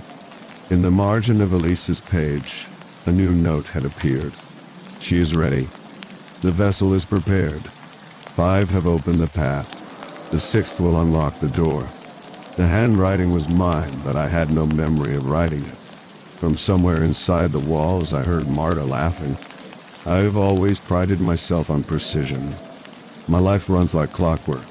Wake at 5:30 a.m., cold shower, black coffee, meditation, work, no deviation. No surprises, control in all things. That's why the voices disturbed me so deeply. They didn't fit my carefully constructed reality. It started as ambient noise, the kind you dismiss as house settling or pipes expanding. But gradually, unmistakably, they became words, whispers, at first too faint to comprehend, then growing clearer with each passing night. Nicholas Duck. I was at my desk reviewing notes when I first heard my name clearly. The sound came from inside the wall behind my bookshelf. Impossible, given the home's modern construction and the solid concrete exterior walls. "Nicholas, help me." Marta's voice. Exactly as I remembered it. A child's voice, high and clear with that slight Finnish accent. My hand froze mid-sentence, pen hovering above paper. "You're not real," I said aloud, my voice sounding strange in the silent room. Laughter then, from a different corner of the room. Not Marta this time. A deeper voice, adult, male. "Father?" "Well," I stood up abruptly, chair scraping against hardwood. Walking methodically, I checked every possible source for the sound. Vents, windows, my phone, computer. Nothing. That night I doubled my medication. The prescription was officially for anxiety, but in reality, it was to quiet the occasional auditory anomalies I'd experienced since childhood. Dr. Forsgren had warned against increasing the dosage, but he didn't understand the necessity of silence. The extra medication didn't help. If anything, the voices became clearer, more numerous, as if gathering for some purpose. I lay in bed, perfectly still, listening to them argue amongst themselves in mixed Swedish, Finnish, and a guttural language I recognized as Old Norse. "He's fighting it. The binding is weakening. 5 is not enough. We need 6. The woman is the key." At 3:17 a.m. my phone rang. Elias. Her voice was tight with barely controlled panic. "Something's in our house," she whispered. "I hear them talking inside the walls. About me, about Thomas, about you." I sat upright, sweat cooling on my skin despite the room's perfect 20 degrees C temperature. "What are they saying?" "I can't understand most of it. It's not Swedish. But they keep repeating vessel and doorway and something that sounds like Odin's price. My throat is constricted." Those were the exact phrases I've been hearing. "Where is Thomas now?" I asked, already knowing the answer. "Gone," she whispered. "He went to investigate a sound in the basement and never came back. That was 2 hours ago. I searched everywhere. It's like he vanished into thin air." "Stay where you are," I instructed. "I'm coming over." I don't remember the drive to Elisa's house. My mind was fragmented, thoughts colliding like broken glass. For the first time in decades, my mask was cracking. I could feel emotions seeping through. Fear, confusion, and unsettling excitement. Elisa's house was dark when I arrived, save for a single lamp visible through the living room window. No police cars, no concerned neighbors. Just silence and that solitary light. She opened the door before I could knock, her face pale, eyes wide. "They stopped," she whispered. "The voices. They stopped the moment you pulled into the driveway." Inside, the house felt wrong. The air too dense, the shadows too deep. On the coffee table lay Thomas's phone and wallet. No man leaves home voluntarily without these things. "Show me where you last saw him," I said. Elias led me to the basement door. "Down there." He went down and never came back up. The basement was finished. A comfortable recreation room with a small bar, television, game table. Nothing unusual. Nothing to explain a grown man's disappearance. Until I saw it, carved into the support beam in the center of the room, fresh enough that wood shavings still littered the floor beneath it. The vault nut. Exactly like the one in my journal. Exactly like the one my father had used. "Did Thomas carve this?" I asked, already knowing the answer. Elise shook her head. "It wasn't there yesterday. I would have noticed." As I stared at the symbol, the temperature in the basement plummeted. My breath clouded in front of my face. The single bulb overhead flickered, casting the room into momentary darkness. And in that darkness I heard them again, not from the walls this time, but from all around us, as if the very air was speaking. "The 5 have opened the path. The 6th has unlocked the door. Now the 7th will complete the circle." Elise clutched my arm, her nails digging into my skin. "You hear them too," she whispered. Not a question. Before I could answer, the light bulb shattered, plunging us into complete darkness. Elise screamed. A sound cut short with unnatural abruptness. When I managed to activate my phone's flashlight, I was alone in the basement. Elias was gone, and on the wall where the Valknut had been carved, fresh words appeared in what looked disturbingly like blood. Welcome home, brother. For 3 days after Elias's disappearance, I maintained my routine. I showered at precisely 5:45 a.m. I drank my coffee black at 6:00 a.m. I saw my scheduled clients nodding at appropriate intervals as they spilled their weaknesses, their fears, their petty resentments. But inside, something was fracturing. The voices never stopped now. They followed me from room to room, whispering constantly, sometimes in Marta's voice, sometimes in voices I didn't recognize. The medication didn't help. Nothing helped. On the 4th day, Detective Lindholm returned. This time, she brought a warrant. Nicholas Weber, we need to search your property in connection with the disappearances of Thomas and Elise Saarinen. I let them in without protesting. 6 officers methodically went through my home, while I sat in my office, watching Lindholm watching me. You look tired, she observed. Having trouble sleeping? Minor insomnia, I replied. Nothing unusual. She nodded, eyes scanning my bookshelves. I've been researching your family, she said conversationally. Your father, Eric Weber, brilliant anthropologist by all accounts, specialized in ancient Nordic rituals, particularly blood sacrifices to Odin. I said nothing. He killed himself in prison, didn't he? While awaiting trial for your sister's murder. They never found her body, I corrected automatically. There was no evidence he had harmed her. But they found something in your family home, in the root cellar. She consulted her notes, though I suspected she didn't need to. A stone altar with trace evidence of human blood, your sister's blood, and symbols carved into the walls. The same symbol we found near our missing persons cases. I maintained my neutral expression, but inside something was screaming. Not my voice, Marta's. Detective, I said carefully, whatever you're implying. A shout from upstairs interrupted us. One of the officers. Lindholm excused herself, leaving me alone in my office. As soon as she was gone, I felt a strange compulsion to open my desk drawer, the locked one that contained my journal. But when I reached for my key, I discovered the drawer was already unlocked. Inside was the journal, open to pages I didn't recognize. Pages filled with detailed accounts of 5 disappearances. Magnus, Lucas, Sophia, Annika, Henrik, written in my handwriting. Descriptions of rituals performed. Blood used to trace symbols, of bodies positioned to form a pentagram around a central altar.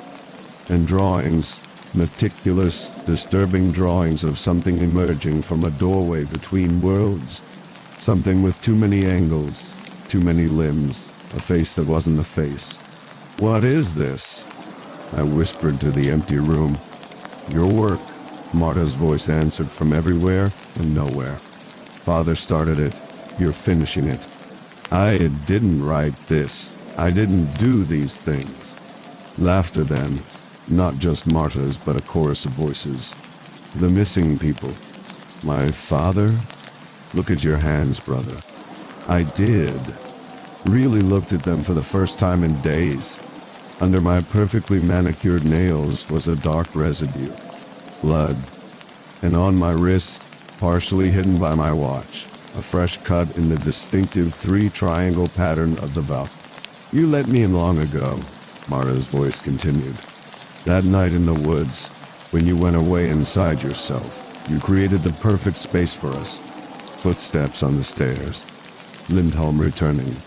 You need to remember now, Marta whispered urgently. Remember what happens during the blackouts. Blackouts? I didn't have blackouts. My life was structured, controlled, perfect, except for the missing time. The nights I went to bed and woke to find my clothes dirty, my car's mileage higher than it should be. The strange entries in my journal I didn't remember writing. As Lindholm's footsteps approached, Memories crashed over me, not like normal recollections, but like living the events again. Driving to Magnus Peterson's home after our final session, watching myself speak words in Old Norse I shouldn't know. Seeing his face contort in terror as something moved in the shadows behind me. Using the knife, my father's knife, to trace the Valknut on his forehead. 5 times. 5 people. 5 points of the pentagram. Thomas made 6, the key to unlock the door. And Elias would be 7, the final sacrifice to open it completely. "Mr. Weber," Lindholm said from the doorway. Her voice sounded far away, underwater. "We found something in your attic I'd like you to explain." In her hand was a small object, a doll with yellow yarn hair, wearing a white dress stained brown with old blood. Marta's doll. The one she'd been holding the night she disappeared.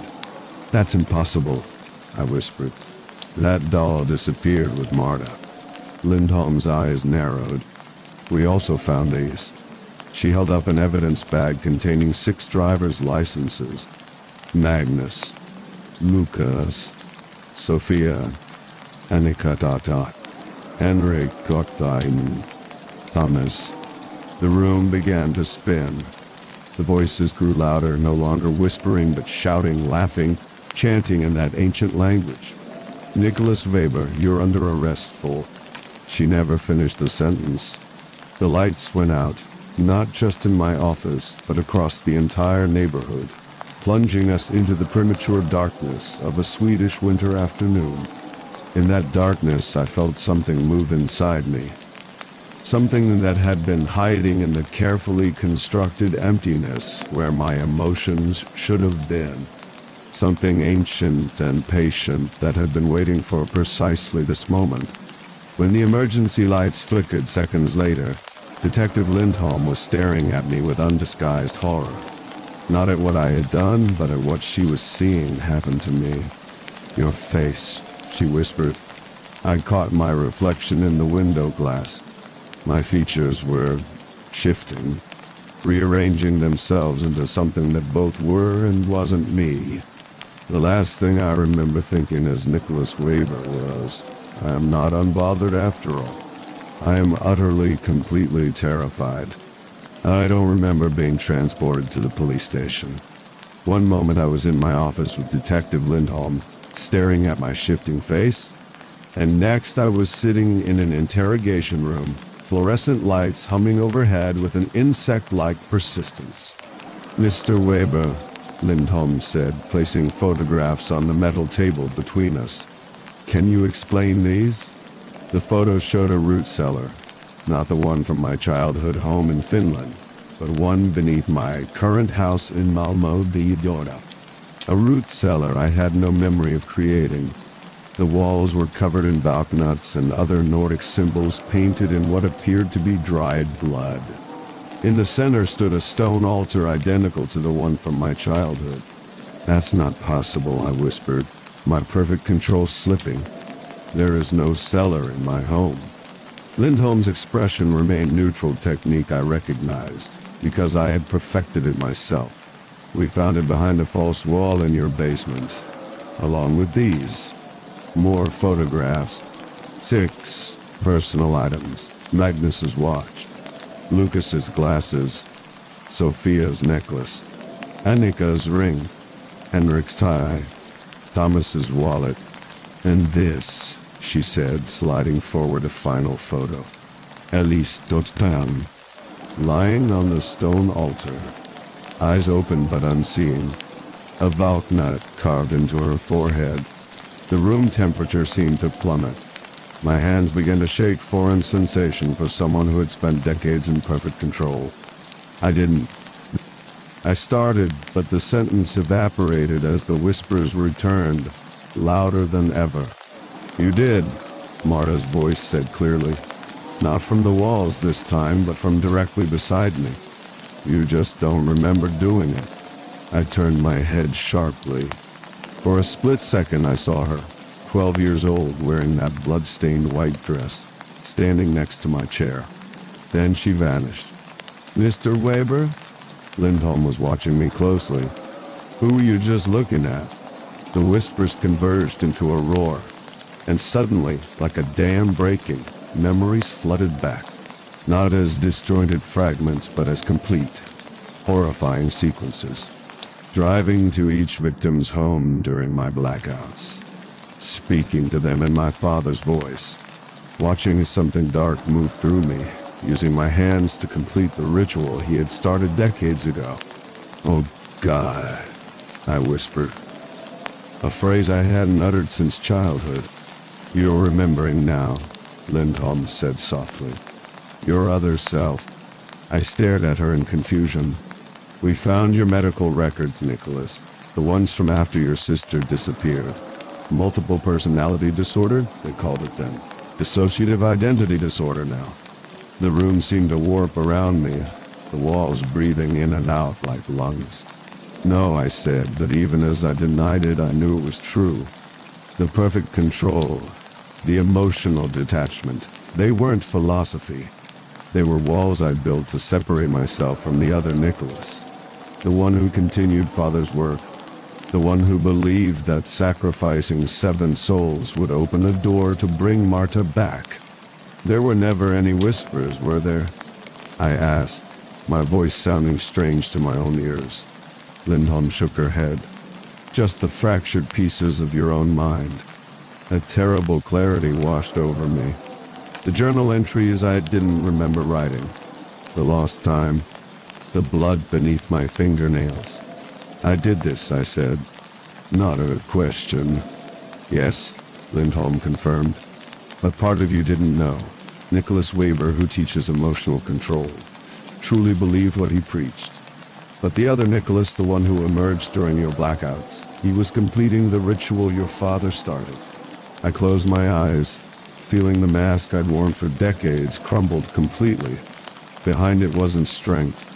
It was unspeakable horror. "Am I a monster?" I whispered.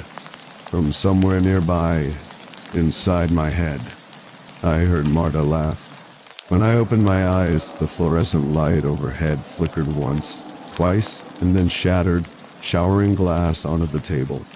In that moment of darkness before the emergency lights kicked on, I felt something shift inside me. Something ancient and patient that had been hiding in the emptiness where my emotions should have been.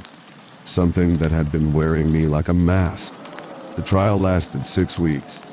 I sat perfectly still throughout, my face a carefully composed mask of neutrality as the prosecution presented their evidence. Photos of the victims. The journal filled with detailed accounts of rituals I had no memory performing. The video from my own security system showed me leaving my house at 2:17 a.m. on the nights each person disappeared, returning hours later with blood on my clothes. I watched these recordings with clinical detachment, as if observing a stranger. In a way I was. Dissociative identity disorder resulting from severe childhood trauma, my attorney argued. Not guilty by reason of insanity. The prosecution painted a different picture. A calculated killer who used his psychological training to identify vulnerable victims and exploit their weaknesses. Both were right, in their way. Throughout the proceedings, the voices continued, sometimes whispers, sometimes screams. I learned to hide my reactions. No one noticed when I flinched at sounds only I could hear. On the final day, as the jury delivered their verdict, guilty on all counts, I felt strangely peaceful. The mask was gone, yet I maintained perfect composure out of habit rather than design. As they led me away, Detective Lindholm approached. She had been watching me throughout the trial with those perceptive eyes that seemed to see beneath surfaces. "There's one thing I still don't understand," she said quietly. "The root cellar in your home, it wasn't on any of the building plans. The construction would have taken months, yet nobody noticed. How did you build it?"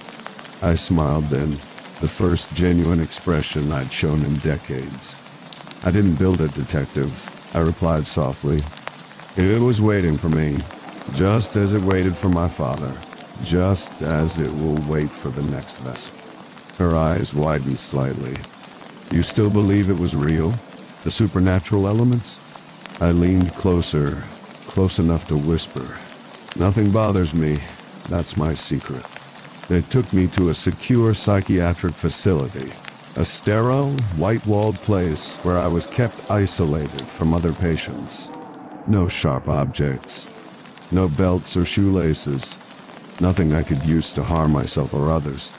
At night, when the medication they forced upon me began to wear off, I would press my ear against the cool plaster wall of my cell and listen. The whispers were still there, but fainter now, more distant.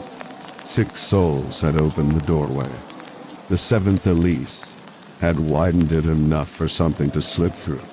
But the ritual remained incomplete without the 8th and final sacrifice. The vessel itself. Me. The doctors noted my perfect compliance, my textbook responses to therapy. Making excellent progress, they wrote in their reports. They began to discuss reducing my medication, allowing me limited interaction with others. They didn't notice the small valknut I had scratched beneath my bed with a stolen paperclip, or the words I whispered each night in Old Norse, words my father had taught Marta, who taught them to me during her visitations. They didn't realize that the calm, cooperative patient they saw was the last remnant of my mask. The final performance of Nicholas Weber, the man unbothered by anything. Behind that mask, something else now lived and waited. Something that had followed a path from ancient forests in Finland to a sterile cell in Sweden. Something patient enough to wait decades for the right moment. Last night I heard Marta's voice again for the first time in months. "It's almost time, brother," she whispered from inside the wall. The final sacrifice. I smiled in the darkness, knowing the cameras monitoring my cell would record nothing unusual. Just a man lying peacefully on his bed. Nothing bothers me. That's my curse.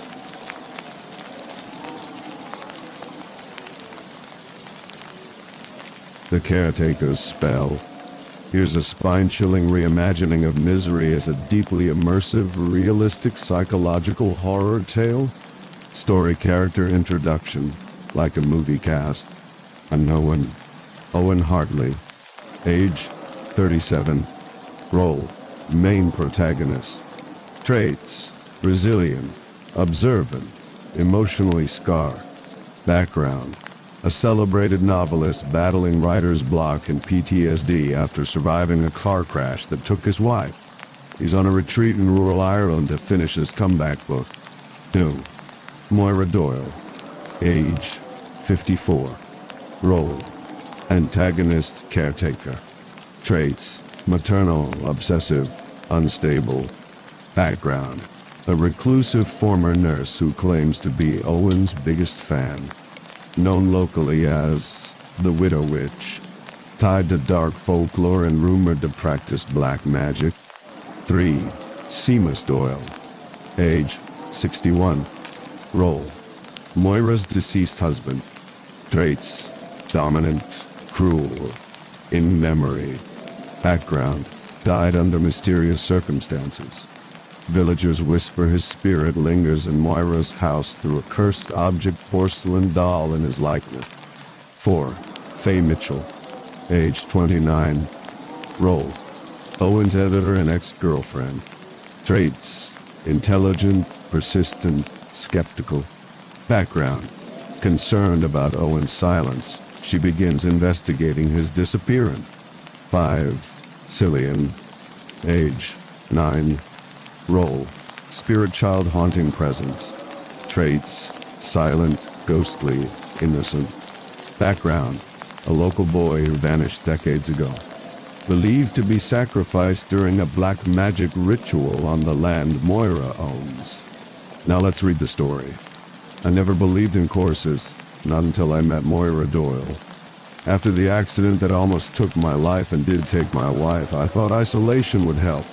So, I came to the windswept hills of County Wicklow, Ireland to write again, finish a novel that had haunted me for years. The locals were wary from the moment I arrived.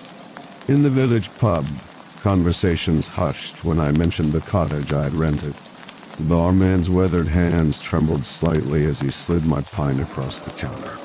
"You might want to reconsider, lad," he said, voice barely above a whisper. "That land has stories, old ones." I laughed it off. "Writers come for stories," I told him. But his eyes never met mine again. The cottage perched on a cliff overlooking the slate-gray Atlantic. Beautiful, but there was something off about it. Angles that seemed wrong in certain lights, windows that reflected nothing. And then there was the path that led through the gnarled woods to another house. Moira's house. When my rental car spun off the narrow road during a storm, I thought I'd been lucky. The brakes failed completely, sending me hurtling toward the cliff edge. The impact with an ancient oak was on my salvation, or so I believed it. Moira, a former nurse, found me. She brought me to her home, said all the phones were down, roads were washed out. She called herself my greatest fan with a smile that never reached her eyes. At first, her presence was comforting, even maternal. But soon I realized I wasn't healing, I was trapped. What started as doting care turned into cruel control. She'd read my unfinished manuscript, and she didn't like the ending. She forced me to write a new one, her ending. And every time I resisted, something in that house turned darker. Lights flickering without pattern, shadows that moved against the direction of the flame, whispers in a language that hurts my ears. Her husband's presence was everywhere. A porcelain doll sat in a rocking chair by the fireplace. Its eyes would move when I wasn't looking directly at it. I heard footsteps in the attic at precisely 3:17 every morning. Sometimes the doll would be in a different place than when I left it.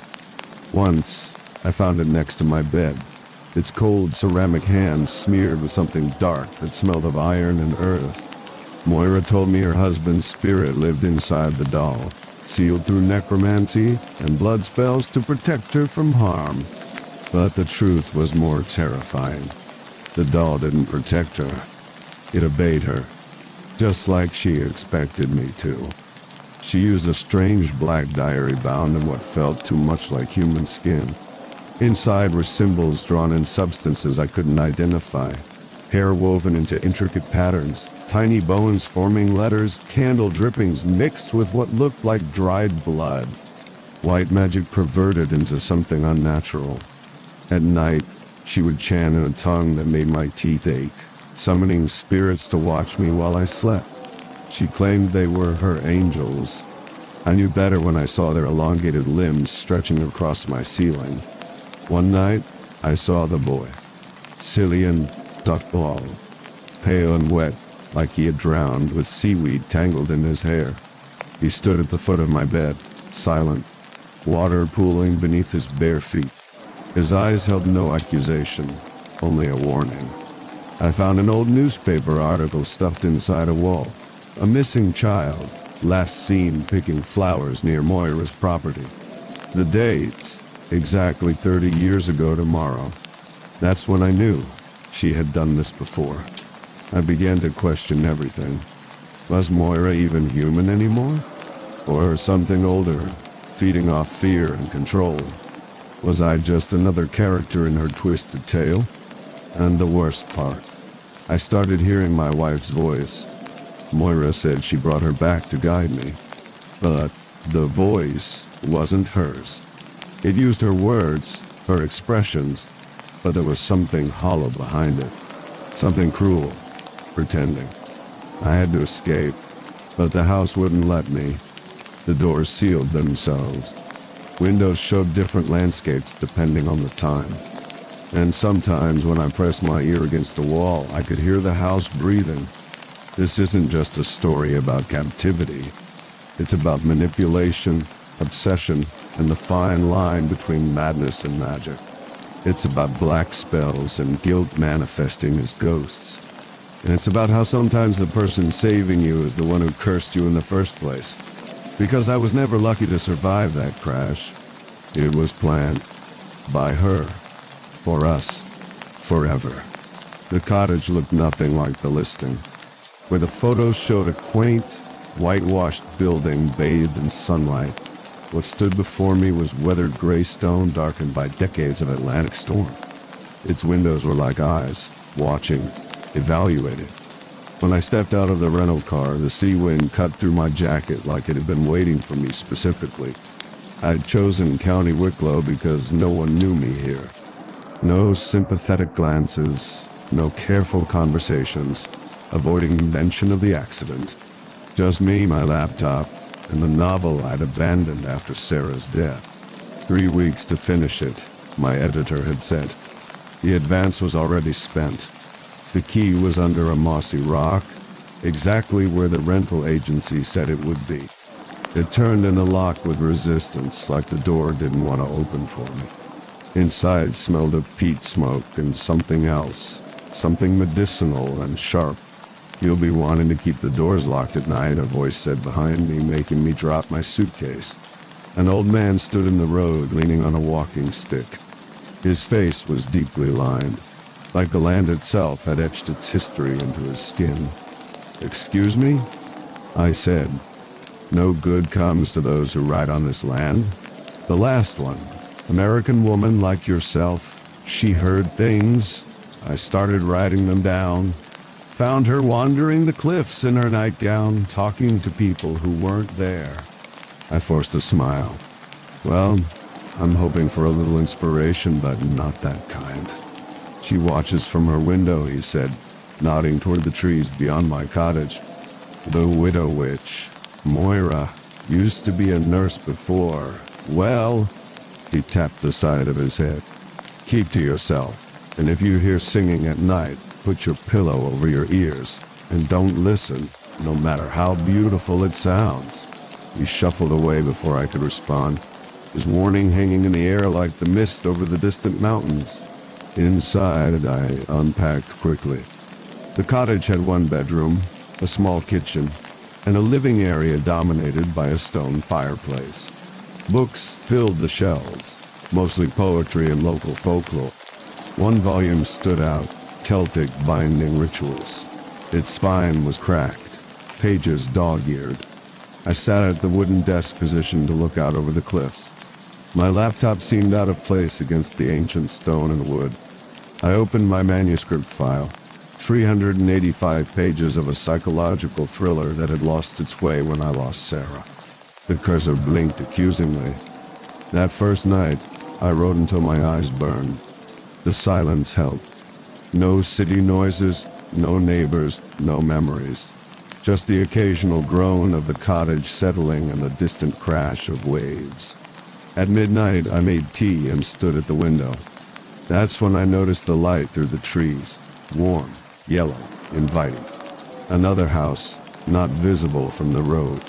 Something moved past my window, too quick to identify, but large enough to momentarily block the moonlight. I jerked back, heart racing, then laughed at myself. Probably just a deer or a fox. As I turned to go back to my desk, the lights went out. Not just my lamp, but the entire cottage plunged into darkness. The sudden absence of electrical hum made the silence absolute. In that perfect quiet, I heard it, singing. A woman's voice, distant but clear, in what sounded like Gaelic. The melody wrapped around me like smoke, both beautiful and suffocating. I found myself walking toward the door, hand outstretched for the knob. Then I remembered the old man's warning. I stumbled back to the bedroom, pulled the pillow over my head, and forced myself to recite my novel's plot points until dawn broke. When I finally drifted to sleep, I dreamed of a woman standing at the foot of my bed, her face hidden by shadow, whispering my name in my dead wife's voice. I woke up to find mud on my floor as though I had no memory of going outside. And on my laptop screen, a single line of text I didn't remember typing. "Welcome home, Owen. I've been waiting for you." 6 days into my stay, the weather turned vicious. Rain lashed against the windows like it was trying to get inside. The wind screamed, not howling, screamed, with a pitch that made my teeth hurt. I'd made progress on the manuscript, but the isolation was starting to get to me. I needed supplies and human contact. so I decided to drive to the village despite the storm. The narrow coastal road twisted like a serpent. My headlights barely penetrated the curtain of rain. I gripped the steering wheel at exactly 10 and 2, the way Sarah always teased me about. Such a careful driver, she'd say. That's why I let you live. The memory of her voice was so clear, it distracted me from the strange grinding sound coming from beneath the hood. By the time I registered it, the brake pedal went straight to the floor with no resistance. I pumped it frantically. Nothing. The car picked up speed on the downhill curve, hydroplaning toward the cliff edge. In the flash of lightning, I saw the barrier was already broken, like something else had gone through it recently. I jerked the wheel toward the inside of the curve, and the car slammed into an ancient oak tree. The airbag exploded into my face. Metal crunched. Glass shattered. Pain shot through both legs. Then darkness. I woke to the scent of lavender and wood smoke. My eyes adjusted slowly to dim light filtering through heavy curtains. I was in a bedroom decorated with antique furniture, a wardrobe with intricate carvings, a vanity with a tarnished mirror, framed black and white photographs of stern-faced people. Not my cottage. When I tried to move, white-hot pain seared through both legs. They were elevated, wrapped in makeshift splints. Finally awake, said a woman's voice. I was beginning to worry. She stepped into my line of sight, tall, with silver-streaked auburn hair pulled into a tight bun, high cheekbones, green eyes that didn't quite match her smile. She wore a cardigan despite the warmth of the room. Where am I? My voice was a dry croak. My home. She poured water from a ceramic pitcher into a glass. I'm Moira Doyle. I found you in the wreck and brought you here. She held the glass to my lips. The water tasted metallic. My legs. Both broken, I'm afraid. I was a nurse for 30 years. I've set them as best I could, but you need a hospital. Then why am I not in one? Her smile tightened. The storm washed out the road to the village. Phone lines are down. Cell service has always been spotty here, and the power comes and goes. We're quite isolated until things clear. I tried to reach my pocket where my phone would be, but she placed a firm hand on my chest. Rest now. I've given you something for the pain. That explained the fuzzy feeling in my head. You're Owen Hartley, she said, and there was something in her tone, reverence mixed with possession. I recognize you from your author photo. I'm your biggest fan. Warning bells rang dully in my sedated mind. I've read all your books, she continued, touching my arm with cool fingers. Multiple times. I feel like I know you. The room started to spin slightly. Whatever she'd given me was strong. I needed to call my editor, I mumbled. She'll be expecting. All in good time, Moira said, stroking my hair. Her touch made my skin crawl, but I couldn't pull away. We'll have plenty of time together now. I drifted in and out of consciousness. During one lucid moment, I noticed a bookshelf beside the bed. Every single one of my novels was there. Spines cracked from multiple readings, pages marked with colored tabs. Later, hours or days, I couldn't tell. I heard her talking to someone in the next room, though her words were muffled. A man's voice responded that something about it was wrong, staticky, like a recording playing backwards. When she returned, she carried a tray with soup that smelled wonderful but tasted bitter underneath the salt. As I ate, she watched every spoonful with unnerving intensity. You shouldn't have been on that road, she said finally. It's dangerous in storms, though perhaps it was fate. I've so wanted to meet you. How long until the roads are passable? I asked. Her eyes flicked to the window. Hard to say. This weather has a mind of its own around here. She collected the tray. I'll bring your manuscript bag up later. I found it in your car. You'll want to keep working, I expect. I hadn't told her I was writing anything. That night, I dragged myself to the window despite the pain.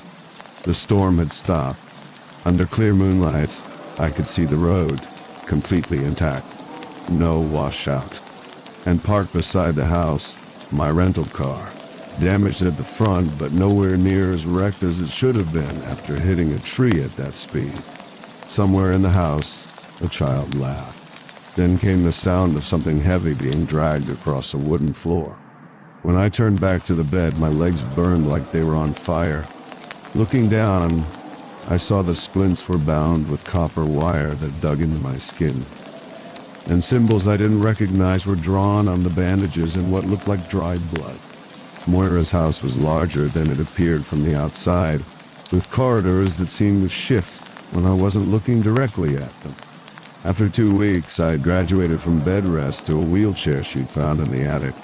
The wheels squeaked rhythmically as I pushed myself around my limited territory, the bedroom, the bathroom, and sometimes the sitting room when she allowed it. My legs were healing too quickly. I mentioned this once, and she smiled that smile that never reached her eyes. I have a gift for healing, she said. Always have. I'd learned to measure time by her routines rather than the clock on the mantel, which sometimes ran backwards when she wasn't in the room. Morning tea at sunrise, lunch precisely at noon, then her reading hour when she would disappear into another part of the house, returning with flushed cheeks and bright eyes. One afternoon, she wheeled me into the sitting room and positioned me by the fireplace. The flames were green-tinged that day. "I have a surprise," she announced, producing a stack of wrinkled papers from behind her back. "My manuscript. I hope you don't mind that I took a peek." Mind? I was horrified. The novel wasn't finished. More importantly, it was private. The rawest parts of my grief transformed into fiction. "Actually, I'd rather," I began. "I stayed up all night reading it," she interrupted, running her fingers lovingly over the pages. "Your best work yet. Until the end." My stomach dropped. "It's not finished." "No, but I can see where you're going with it." Her voice hardened slightly. "The detective solves his wife's murder, but then kills himself out of guilt for not saving her sooner. That wasn't my ending at all. I hadn't decided how the story would conclude." "That's not what I had planned," I said carefully. Her face changed, subtle but frightening, like a mask slipping to reveal something else beneath. "It should end with redemption. He solves the case and finds love again with the nurse who helped him recover from the attack. They start a new life together." My mouth went dry. "Moira, I've taken the liberty of writing some notes." She thrust several pages of handwritten text at me. The handwriting was childlike, but the content was disturbing. Detailed descriptions of a relationship between my protagonist and a character who didn't exist in my novel. A nurse with auburn hair and green eyes. "I can't change the entire direction of the story," I said. Her hand gripped my shoulder, fingers digging in. "Yes, you can, and you will." Her voice dropped to a whisper. "It's the ending we deserve." That night, she brought my laptop fully charged, though I hadn't seen any working outlet. "Write," she commanded. Under her watchful eye, I began typing, changing my story to match her fantasy. With each word, the nausea grew. It wasn't just that she was forcing me to write, it was the way the words seemed to take on a life of their own, like they were being channeled through me rather than created by me. After she finally left me alone, I tried the bedroom door, locked from the outside as always. The window wouldn't open more than an inch, not enough to call for help even if there had been someone to hear. In frustration, I threw a book at the wall and heard a hollow sound. Feeling along the wallpaper, I found an edge. Behind it was a small cavity containing a shoebox. Inside were newspaper clippings about missing persons. 7 of them, all writers or artists. All disappeared from this region over the past 40 years. And at the bottom, a photograph of Moira, dated 1982, looking exactly the same as she did now. The next morning, I told her I'd thought about her ending and agreed it was better. The lie tasted like copper on my tongue. "I knew you'd see it my way," she said, eyes glittering. "We're connected, you and I, From the moment I read your first book, I knew you were writing for me. Only me. She leaned closer, her breath smelling of cloves and something metallic. Do you know why your accident happened on that specific curve of road? I shook my head. Because I willed it to. She stroked my cheek with cold fingers. I've been calling you here for years, Owen. Through your dreams, through your grief. And finally, you came. That's when I saw the keys hanging from a chain around her neck. A full ring of them. The key to my room. The key to the front door. The key to my freedom. And behind her, watching from the doorway, a shadow that looked like a man but moved like smoke. The first time I saw the doll, I thought it was a person. I'd been in Moira's house nearly 3 weeks when she finally allowed me to use crutches instead of the wheelchair. Eager to explore, I hobbled into parts of the house she hadn't shown me before. The sun was setting, casting long shadows through the windows. I entered what must have been the formal living room, sheets draped over furniture, a grandfather clock that chimed 13 times at 6 o'clock. And there, beside a cold fireplace, sat what I initially took to be a small man in a rocking chair. I gasped, stumbled, nearly fell. But it wasn't a man. Not entirely. It was a porcelain doll, about 3 feet tall, made to look like a middle-aged man in old-fashioned clothes. A tweed jacket, wool trousers, wire-rimmed spectacles perched on a bulbous nose. Its face was meticulously painted with weathered skin, 5 o'clock shadow and frown line. But the eyes were wrong. Too realistic. Glass, but with depth that regular doll eyes shouldn't have. I see you've met Seamus, Moira said from behind me. I hadn't heard her approach. She moved like that sometimes, appearing places she shouldn't be able to reach so quickly. Your husband, I remember the locals calling her widow. She nodded, approaching the doll with reverence. In a manner of speaking, I don't understand.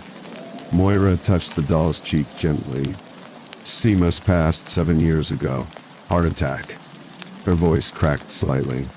We'd been together 30 years. I couldn't bear to be without him. The room had grown significantly colder, so I found a way to keep him with me. She adjusted the doll's bow tie. There are old ways in these hills, magic that the church tried to stamp out but never could. Binding spells, soul-catching. My mouth went dry. You're saying? His spirit lives in this vessel I created for him. Her eyes had that fanatic gleam again. It took months to make it perfect. The right clay mixed with his ashes, his hair for the wig, his actual glasses. The difficult part was the binding ritual. Some would call it black magic. But love isn't dark, is it? I didn't answer. Couldn't answer. The doll seemed to be watching me. He protects me, she continued. He always did, even before. Men can be so cruel, Owen. My Seamus made sure no one ever hurt me. That night I dreamed of the doll. In my dream, it stood at the foot of my bed, porcelain head tilted at an impossible angle. Its painted mouth moved, forming words I couldn't hear. When I woke up gasping at 3:17 a.m., at the same time as every night, my room was freezing cold. The mirror on the dresser had frosted over and something had written in the condensation, "She is mine." The next morning I found the doll in the kitchen, seated at the table when I came in for breakfast. I could have sworn it had been in the living room the night before. Seamus likes to wander sometimes, Moira said casually, serving me eggs that tasted faintly of chemical. Especially when we have guests. He's protected. Does move on his own? I tried to keep my voice steady. She laughed, a girlish sound that didn't match her face. Of course not. I moved him. But I do find him in places I don't remember putting him occasionally. That's how I know Seamus is still with me. Throughout the day, I felt watched. The weight of invisible eyes followed me from room to room. When I worked on the manuscript, now including the nurse character that was clearly based on Moira, I would look up to find the doll in different positions than I remember. First on a shelf, then by the window. Once, I returned from the bathroom to find it sitting in my chair, hands resting on my keyboard. That evening, as Moira read aloud from my newest pages, a habit I'd come to dread, she suddenly stopped mid-sentence. "This isn't right," she said, in a dangerously soft voice. "The detective doesn't trust the nurse here. He's suspicious of her motives." "It's creating tension," I explained hastily. "Every good love story needs obstacles before." "Fix it." She slammed the laptop closed, nearly crushing my fingers. "Now." As she stormed out, the temperature plummeted. The rocking chair by the fireplace began to move on its own, creaking rhythmically, though there was no breeze. The doll sat motionless in it, but as I watched in horror, its head slowly turned toward me. Just an inch, but enough that I could no longer tell myself it was my imagination. That night, I barricaded my door with the dresser. I dozed fitfully, waking at every sound. The house settled, wind in the eaves, what sounded like fingernails scratching inside the walls. At 3:17 a.m. precisely, something heavy thudded against my door. Once, twice, 3 times, then silence. In the morning, I found my barricade undisturbed, but the doll was inside my room, sitting on the windowsill, looking out toward the cliffs. A chill ran down my spine when I noticed what it held in its porcelain hands, a small lock of hair that matched my own. Later that day, while Moira was occupied in her garden, I examined the doll more closely. Its clothes could be removed. Underneath, its body was inscribed with symbols similar to those that had been on my leg bandages. At its chest was a small cavity, sealed with wax. Fighting my revulsion, I picked at the wax with my fingernail. It gave way, revealing a small compartment containing a withered human heart, preserved but unmistakable. I heard the garden door slam. Hurriedly, I resealed the cavity and replaced the doll exactly as I'd found it. But as I turned to leave, its hand shot out and gripped my wrist. Porcelain fingers, impossibly strong, impossibly warm. When Moira entered the room moments later, the doll was back in position, innocent and inanimate. But around my wrist was a perfect ring of bruises in the shape of small fingers. "Seamus doesn't like people touching his things," Moira said, looking pointedly at the bruises. "And I'm his favorite thing of all." Her smile was sweet, but her eyes were empty. "Just as you're becoming mine." I found the book by accident, or perhaps it wanted to be found. My legs were healing too quickly, unnaturally quickly. I could now walk with just a cane, which gave me more freedom to explore the house while Moira tended her strange garden of plants that only bloomed at night. The attic door was usually locked, but one afternoon I tried the handle, and it opened with a sigh, as if relieved.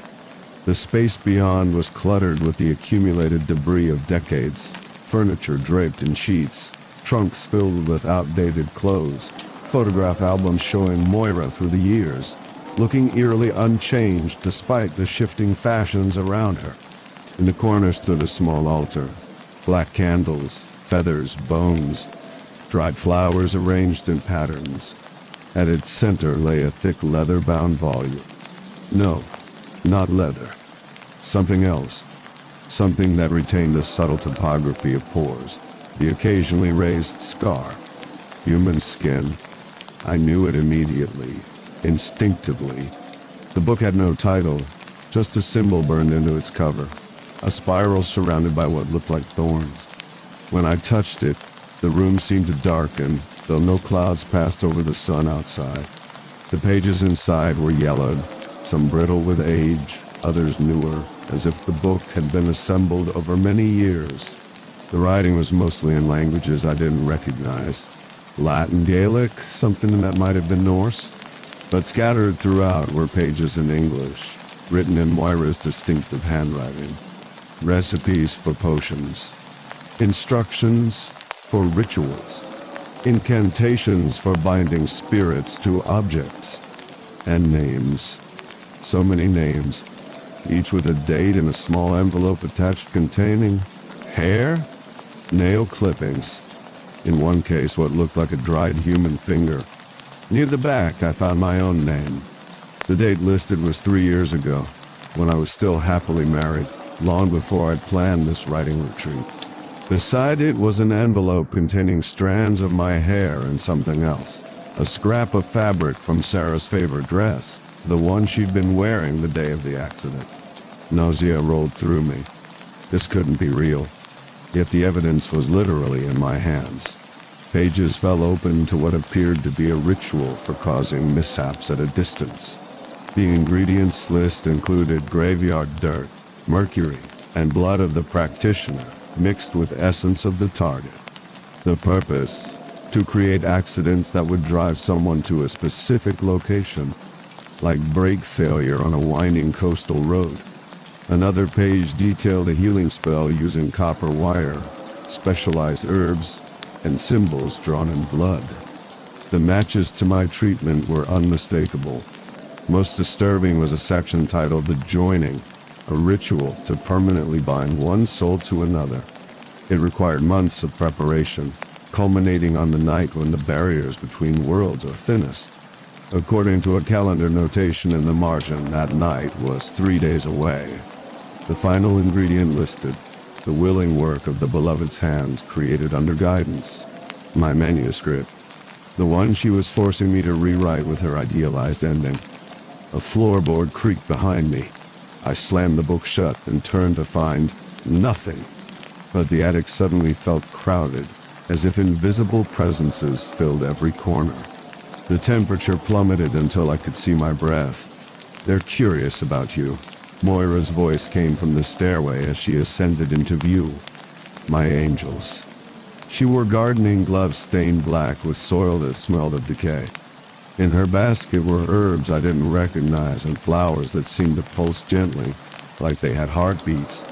"What are you doing to me?" I demanded, holding up the book. Her expression didn't change. "Loving you, saving you, binding you. You caused Sarah's death." The realization hit me like a physical blow. The car accident that killed her, that was you. Moira tilted her head. "She was in your way. You couldn't become what you needed to be with her alive. Your grief shaped your writing, made it transcendent." She stepped closer. "I did you a favor." Rage surged through me. I lunged at her, but my damaged legs betrayed me. I stumbled, and as I fell, the world around me seemed to warp. Moira's face elongated, her eyes blackened completely, her mouth opened wider than humanly possible. Then everything snapped back to normal as I hit the floor. "Don't fight what's meant to be," she said softly, helping me up with surprising strength. "Fighting only makes it worse. Ask the others." "What others?" "The ones who came before you. None of them were right, close, but flawed." She stroked my face with gloved hands that left smears of that foul-smelling earth on my skin. "But you're perfect." That night, I discovered ash symbols drawn around my bed, binding sigils matching those in the book. The room smelled of burnt herbs and copper. When I tried to smudge them away, my fingers blistered as if the ash was still hot. I examined my laptop, wondering if I could use it to email for help, but Moira had been careful. No internet connection was available, and she kept it locked away when I wasn't working on the manuscript. I continued writing her twisted love story, but now with a secret purpose hidden within the text, I began embedding a message. A cry for help, written in the first letter of each paragraph. If she ever decided to send the manuscript to my editor, maybe someone would notice. At 3:17 a.m., I woke to chanting from somewhere below. Moira's voice, but deeper than should be possible, speaking words that hurt my ears. I covered them with my pillow, but the sound wormed its way inside my head. As the chanting reached a crescendo, my laptop, stored in Moira's room at night, turned itself on. I could see the screen's blue glow through the crack beneath my door. The keys began typing by themselves, click, click, clicking like insect legs in the darkness. In the morning, there were new pages added to my manuscript. Pages I hadn't written in a style that wasn't mine, describing in loving detail how the detective finally surrenders to his love for the nurse, giving her his name, his future, his soul. And in the corner of my room, watching me discover this with uncanny eyes, sat Seamus. The doll's painted lips had been smeared with something red and wet. I first saw him as a reflection in my bedroom window, a small dark shape at the edge of the cliff, barely visible through the mist. A child, I thought, though no children lived nearby. When I turned to look directly, there was nothing there but windswept grass and the endless gray of the Atlantic. The next night he was closer to the house, close enough that I could make out details. A boy of perhaps 9, wearing old-fashioned clothes, soaked through as if he'd been standing in the rain. But the night was clear, stars brittle against the black sky. On the third night, he stood directly beneath my window, looking up with eyes that reflected light like a cat's. His skin had a greenish pallor, and what I had taken for wet clothes were actually strands of seaweed and algae clinging to a funeral suit. Water pooled around his bare feet despite the dry ground. I blinked and he was gone. But on the windowsill where he had been looking in, a small handprint remained, not pressed from outside in, but from inside out, as if he had been in my room and touched the glass while leaving. "Moira?" I asked over breakfast the next morning, choosing my words carefully. "Has anyone else ever stayed in this house? A child, perhaps?" Her hand paused in the act of pouring tea. The liquid steamed unnaturally, forming shapes that almost resembled faces before dissolving. "What makes you ask?" Her voice was carefully neutral. "I thought I saw someone outside my window last night. A boy." The teacup shattered in her grip, hot liquid splashing across the table. She didn't seem to notice the ceramic shards embedding in her palm, or the blood mixing with the tea. "There are no children here," she said flatly. "Not anymore." That night, I searched the bookshelves while Moira was occupied with one of her garden rituals. Hidden behind volumes of poetry was a collection of local history books. In one, I found a newspaper clipping used as a bookmark. The yellow paper was dated August 15th, 1988. Search continues for missing boy. Cillian Murphy, age 9, is missing for 2 weeks.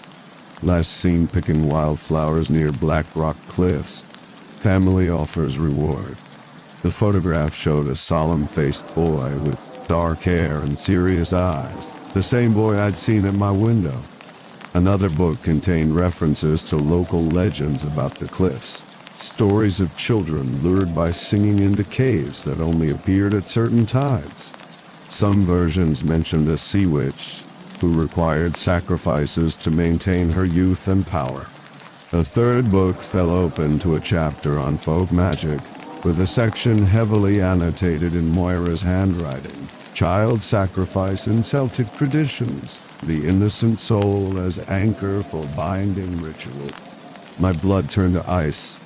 The pieces were fitting together in a horrible pattern. The missing boy, Moira's unnaturally preserved appearance, the binding spells in her book. I heard the back door open, Moira returning. Quickly, I replaced the books and retreated to my room. That night, I couldn't sleep. Rain pattered against the windows, but the sound was wrong, too rhythmic, like fingers tapping to get my attention. When I finally looked up, the boy, Cillian, stood inside my room, water dripping from his clothes onto the wooden floor. In the moonlight, his skin was translucent, showing the outline of bones and where his heart should be, a pulsing darkness. "She took it," he whispered, his voice like stones rolling underwater. "She takes it from all of us." "Took what?" I asked. My own voice was barely audible. He touched his chest. "The anchor, what binds us here." "How many?" I forced myself to ask. "How many of you are there?" Cillian's form flickered like bad reception. 7 children, 3 men, 2 women. He looked directly at me with those reflective eyes. Soon you. I swallowed hard. How do I stop her? You can't stop her, he said. But you can free us. He held out his small, waterlogged hand. In it was a smooth black stone with a hole through the center. A hagstone, used in folk traditions to see through magical illusions. Look through it at midnight on All Hallows' Eve, he said. See the truth. Break the anchor. When I took the stone, his hand dissolved into water that ran through my fingers. His form collapsed like a wave receding, leaving only a puddle that smelled of seaweed and salt. The next day, I searched the property while Moira was busy in a part of the house she kept locked. A cellar accessed through an iron door in the kitchen. Using the hagstone, I examined every inch of the ground. Through its hole, things looked different, more decayed, more true. The beautiful garden revealed itself as a collection of plants grown from graves. The quaint stone walls were inscribed with symbols invisible to the naked eye. And near the cliff edge, concealed by magic from normal sight, was a small cairn of stones. 7 of them, each with a child's name scratched into the surface. Cillian's was at the bottom, supporting all the others. I was running out of time. According to Moira's book, the ritual of the joining would be completed on Halloween night, just 1 day away. If I didn't escape before then, I would become like Seamus, like Cillian, another soul bound to her service, another source of power for her unnatural existence. That evening, as Moira forced me to read the latest chapters of my corrupted manuscript, I felt something watching from the shadows. Not Cillian this time. Something larger, more malevolent. Looking through the hagstone while pretending to reach for my water glass, I saw them, dark shapes crowded into every corner of the room. Some looked human but stretched too tall, too thin. Others were bundles of limbs and eyes arranged in impossible configurations. And all of them were connected to Moira by threads of sickly green light that flowed from their forms into her body. My angels, she had called them. But I knew the truth now. Not angels. Trapped souls. Batteries for her magic. Is something wrong? Moira asked, noticing my expression. You look pale. Just tired, I lied. The story is draining me. Her smile was hungry. It needs to be perfect for tomorrow night. She touched my hand, her fingers unnaturally warm. Our joining requires the right words to bind us. Forever. As she leaned in to kiss my cheek, I glimpsed her true face through the hagstone. Ancient, desiccated, with empty sockets where eyes should be, and skin stretched tight over bone. The glamour of youth and beauty was just another spell, another lie. That night, Cillian appeared again, this time with other children, spectral forms with hollow eyes and seaweed-tangled hair. They surrounded my bed, their cold presence raising goosebumps on my skin. The anchor, Cillian repeated. Find it, break it. What anchor? Where? I asked desperately. One of the other children, a girl missing half her face, pointed downward. Below. Always below. In the cellar, another whispered. Where she keeps her treasures. As dawn approached, they faded like mist, leaving behind the smell of the sea and a single word written in condensation on my mirror. Hurry. The whispers started on the eve of Halloween. A soft murmuring from the walls, from the floorboards, from the very air around me. At first I couldn't make out the words, just the cadence, familiar and heartbreaking. Then, at midnight, I heard it clearly. Owen, my love. Sarah's voice, coming from everywhere and nowhere. I sat bolt upright in bed, heart hammering against my ribs. Sarah. Help me, Owen. Her voice drifted like smoke. She's keeping me here, like the others. I stumbled from bed, following the sound down the hallway. The house was different at night. Corridors longer, doorways in places they shouldn't be. I passed rooms I'd never seen before, one filled with rotting wedding gowns. Another with hundreds of porcelain dolls arranged in concentric circles, all facing inward. A third containing nothing but a single chair with restraints attached to the arm. Sarah's voice led me to a door I'd never noticed, hidden behind a tapestry depicting a scene of sacrifice. A woman in ancient Celtic dress holding a knife over a bound victim. "In here, Owen." Sarah's voice was louder now. "Please." The door was unlocked. It opened onto a small room that smelled of lilies, Sarah's favorite flower. Inside was a shrine of sorts. Photographs of me that I'd never posed for. Sleeping, writing. Even intimate moments with Sarah that no one could have witnessed. Candles made from yellowish wax that didn't look like beeswax or paraffin. A lock of my hair tied with red thread. And in the center, a vintage tape recorder playing in Sarah's voice. "Owen, my love, help me." The tape spun, clicked, repeated. Not Sarah at all. A recording. A trick. "She's quite good with voices," Moira said from behind me. She wore a white nightgown that trailed on the floor, her hair loose around her shoulders. In this light, she could have been 30 or 300 years old. It's one of her talents. Her. My mouth was dry. Moira smiled. "My sister, my twin, my other half." She tapped her temple. "In here. We've been together for, a very long time." "You're insane," I whispered. "No." She stepped closer. "I am powerful. There's a difference." She reached out to stroke my face, and I was paralyzed, unable to pull away. "Do you want to hear your wife again? I can do that for you. I can bring her voice back permanently." From somewhere in the house, I heard Sarah call my name again, but it was different this time. Desperate. Terrified. "What have you done?" I demanded. Brought her back after a fashion. Moira's pupils expanded until her eyes were black pool. Souls are such fragile things, so easily caught at the moment of death, so easily repurposed. Horror washed over me. "You trapped her soul when she died." Moira's smile widened inhumanly. "A writer needs his muse, doesn't he?" She produced a small locket from around her neck and opened it.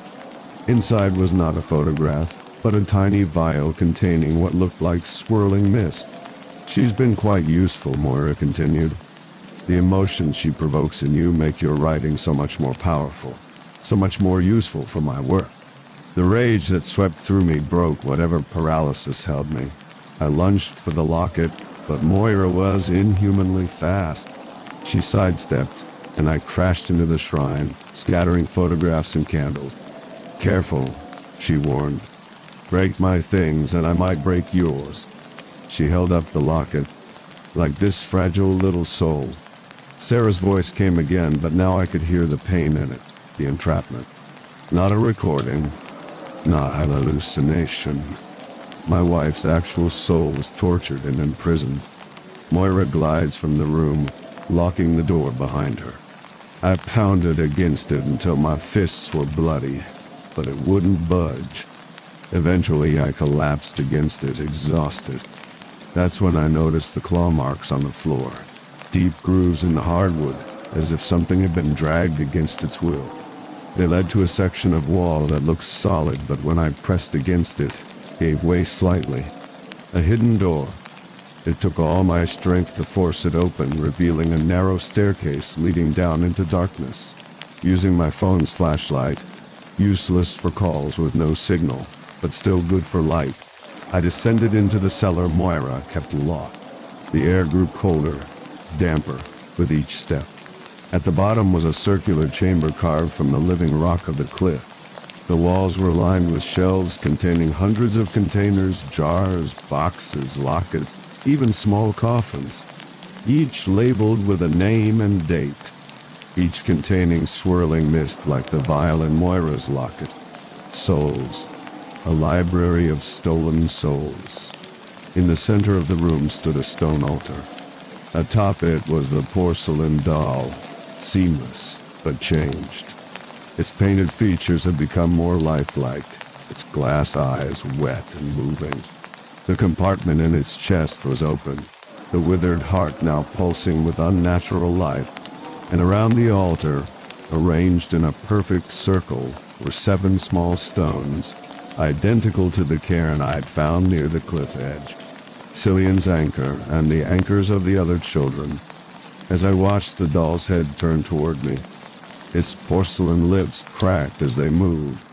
"Run," it whispered in a voice that might once have been human, "before she makes you like us." From upstairs came the sound of chanting. The ritual had begun. Green light seeped through the cracks in the ceiling, dripping like luminous water onto the altar. I knew then what I had to do. The final chapter of this horror story could only end one way. With trembling hands, I reached for the first stone in the circle.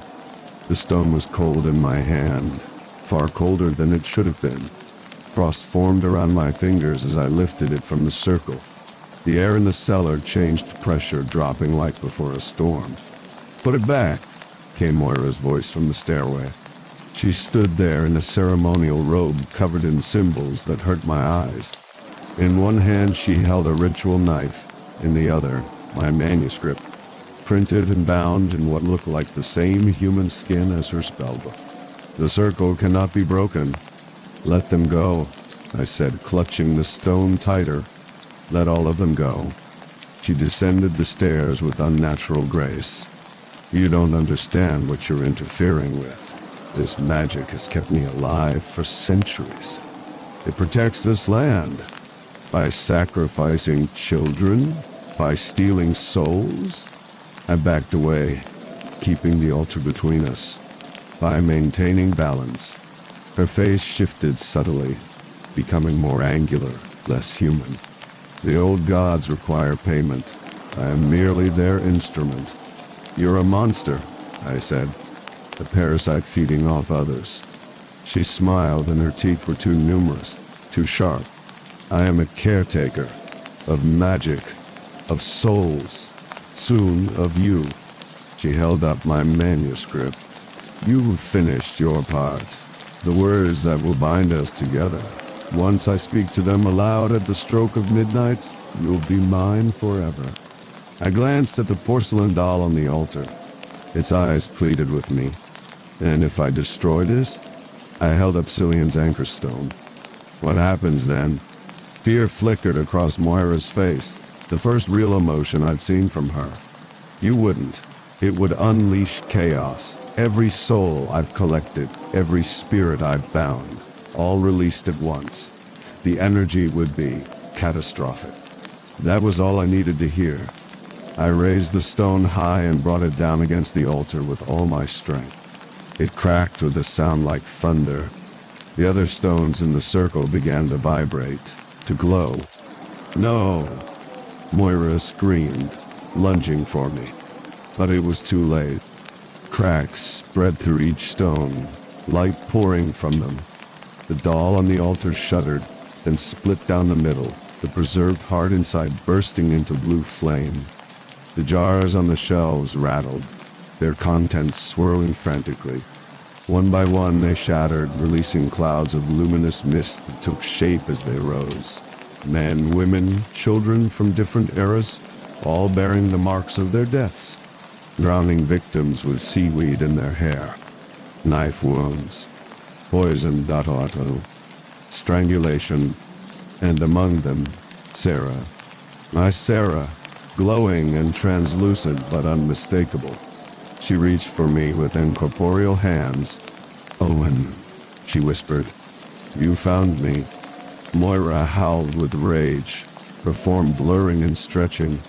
The glamour that made her appear human fell away completely, revealing something ancient and terrible, a creature of bone and shadow and hunger. "They are mine!" she shrieked, her voice cracking the remaining jars. "Mine to keep! Mine to use!" She raised the ritual knife, lunging for me, but a dozen spectral hands caught her arms, her legs, her throat. The soul she had imprisoned for so long swarmed around her like a hurricane of vengeance. "No!" she cried. "Seamus, help me! From the broken doll rose another shape, a man's spirit, but withered and small. He looked at Moira without emotion. "You never loved me," he said in a voice like dry leaves. "You only loved my power, what I could give you. I kept you with me," she pleaded. "I didn't let you go." "That's not love," he said simply. "That's possession." He joined the others, his hands around her throat. The cellar began to collapse as the magic that had maintained it for centuries unraveled. Stone cracked. Earth shifted. The cliff itself seemed to be reclaiming this unnatural space. "We have to get out," I said to the ghosts, to Sarah, unsure if they could even hear me. Sarah's spirit floated before me. "You have to get out," she corrected gently. "We're already free." Her hand passed through my cheek in the memory of a caress. "I was never trapped in that locket," she whispered. "That was just another lie. I've been waiting for you, watching over you. Come with me," I begged as the ceiling began to cave in. She smiled sadly. "I can't. None of us can. We've been here too long, bound too tightly to this place." She glanced at the writhing form of Moira, now completely inhuman, being torn apart by the vengeful spirits. "But she's coming with us, to answer for what she's done." The manuscript Moira had been holding fell to the floor. I grabbed it, clutching it to my chest. "Go," Sarah urged as the walls began to crumble. "Live, write our story, the true story." I stumbled up the stairs as the cellar collapsed behind me. The entire house was shaking now, paintings falling from walls, furniture sliding across tilting floors. I made it outside just as the structure imploded, sinking into the earth with a sound like a dying scream. When dawn broke, there was nothing left but a crater where the house had stood. No sign of Moira, her victims, or her terrible magic remained. Even the cottage I'd originally rented had vanished, as if it had never existed. The manuscript in my hands was no longer bound in human skin, but ordinary paper. When I opened it, the pages were blank except for the title page, The Caretaker's Spell by Owen Hart. My story to write, my version to tell. I made my way to the village, where no one seemed surprised by my tale. The locals had known all along, had tried to warn me with their cryptic comments about Moira, about the land. They put me up in the pub's spare room until I could arrange transport back to London. The night before I left, I walked to the cliff edge one last time. In the moonlight, I saw them, spectral forms dancing on the surface of the water. Children playing, adults watching peacefully. Free at last. Sarah stood at their center, beautiful and luminous. She raised a hand in farewell, then dissolved into the sea spray. I returned to London and wrote this account exactly as it happened. My editor thinks it's fiction, the best work I've ever produced. Only I know the truth. Sometimes at night, I hear whispers from the manuscript pages, Moira's voice trapped in the only prison that could hold her. Sometimes I'm tempted to burn it, to free myself completely from her influence.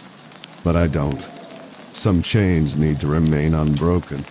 And sometimes in the moment between waking and sleeping, I feel Sarah's presence beside me. Not trapped, not bound, just watching over me until we meet again. But I'm careful now about what I write. Words have power. Stories can trap souls or set them free. And I'm very, very careful about who reads my work. After all, I don't know what happens to the people who read this. You might be next.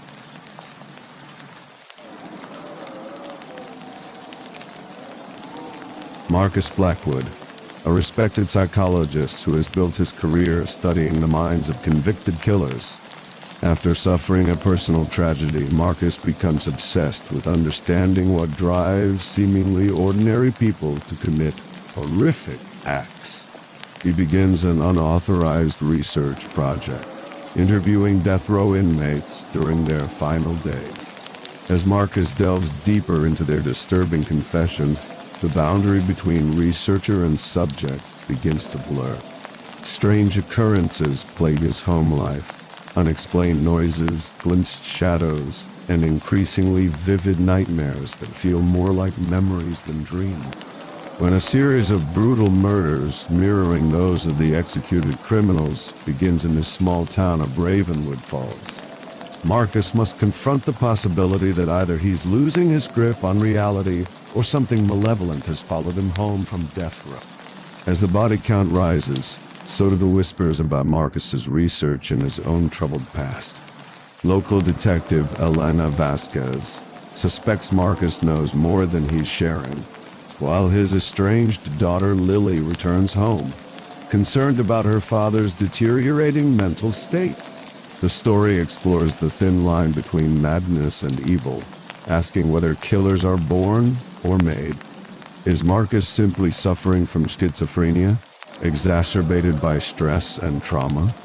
Or has his obsession with understanding evil allowed something supernatural to enter his life? Perhaps the restless spirits of executed killers seeking to continue their work through him? As winter descends on Ravenwood Falls, Marcus races to uncover the truth before he becomes either the next victim or the next monster. Story character introduction.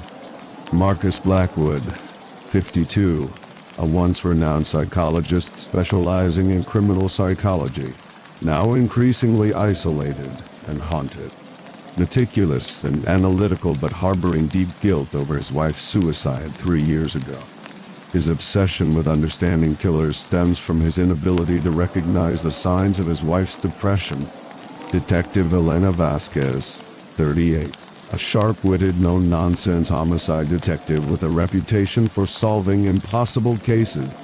Skeptical of the supernatural, but open-minded enough to consider all possibilities. She harbors a secret fascination with the criminal mind that draws her to Marcus, despite her suspicions about him. Lily Blackwood, 24, Marcus's estranged daughter who returns home after hearing about strange incidents involving her father. An art therapist who works with troubled children, she possesses an uncanny intuition that sometimes manifests as prophetic dreams, a gift she shares with her late mother. Dr. Vincent Mercer, 63, the prison psychiatrist who initially grants Marcus access to death row inmates, seemingly helpful but harboring his own dark fascination with killers and possibly exploiting Marcus's research for his own agenda. Sheriff Thomas Holloway, 55, the small-town sheriff who's known Marcus for decades. Initially supportive but growing increasingly concerned about Marcus's mental state and possible connection to the new murders. He has his own secrets related to one of the executed killers. Grace Sullivan, 47, Marcus's neighbor and potential romantic interest, who practices white magic and herbalism. She senses the darkness surrounding Marcus and attempts to protect him, but her interventions may inadvertently strengthen whatever entity is at work. Jeremy Faulkner, 29, a journalist investigating the new murders who becomes obsessed with Marcus's research. His ambition drives him to cross ethical boundaries, potentially unleashing forces beyond his understanding. The Collector, unknown, a mysterious figure appearing in Marcus's dreams who claims to collect the last thoughts of executed killers, may be a manifestation of Marcus's psychosis, or something more sinister. I've stared into the eyes of killers for 20 years, but something about Richard Harmon's gaze made my skin crawl the moment I entered the visitation room at Nebraska State Penitentiary. Perhaps it was knowing he'd be dead in less than 6 hours. Or maybe it was because, unlike the others, he looked so normal. Dr. Blackwood, he said with a smile that never reached his eyes. I was hoping they'd send you. I adjusted my recorder and notebook on the metal table between us. I appreciate your agreeing to this interview, Mr. Harmon. The fluorescent lights buzzed overhead, casting harsh shadows across his face. For a man-hour away from lethal injection, he seemed eerily calm. Please, call me Richard. We're about to get intimate after all. The guard shifted uncomfortably behind me, He'd warned me earlier. Harmon's a manipulator. But don't let him get in your head. Easy advice from someone who hasn't spent his career trying to understand what makes killers tick. Richard, I'd like to discuss your childhood first, if that's boring, he interrupted, leaning forward. Let's talk about what you really want to know, how it felt. A chill ran through me despite the overheated room. That wasn't mine. The first one was the hardest, of course. Sarah Milgram, 22, blonde. That look of disbelief when I put my hands around her throat. His voice dropped to a whisper. But you know all about that, don't you, Dar? I maintained my professional composure despite the flutter of unease in my stomach. I've reviewed your case files, yes. Harmon laughed. Not what I meant. I'm talking about that darkness you've got. The one you hide behind those fancy degrees and measured words. I can see it. For 3 hours, Harmon detailed his crimes. 7 women over 2 years. He described elements never released to the public. Things only the killer could know.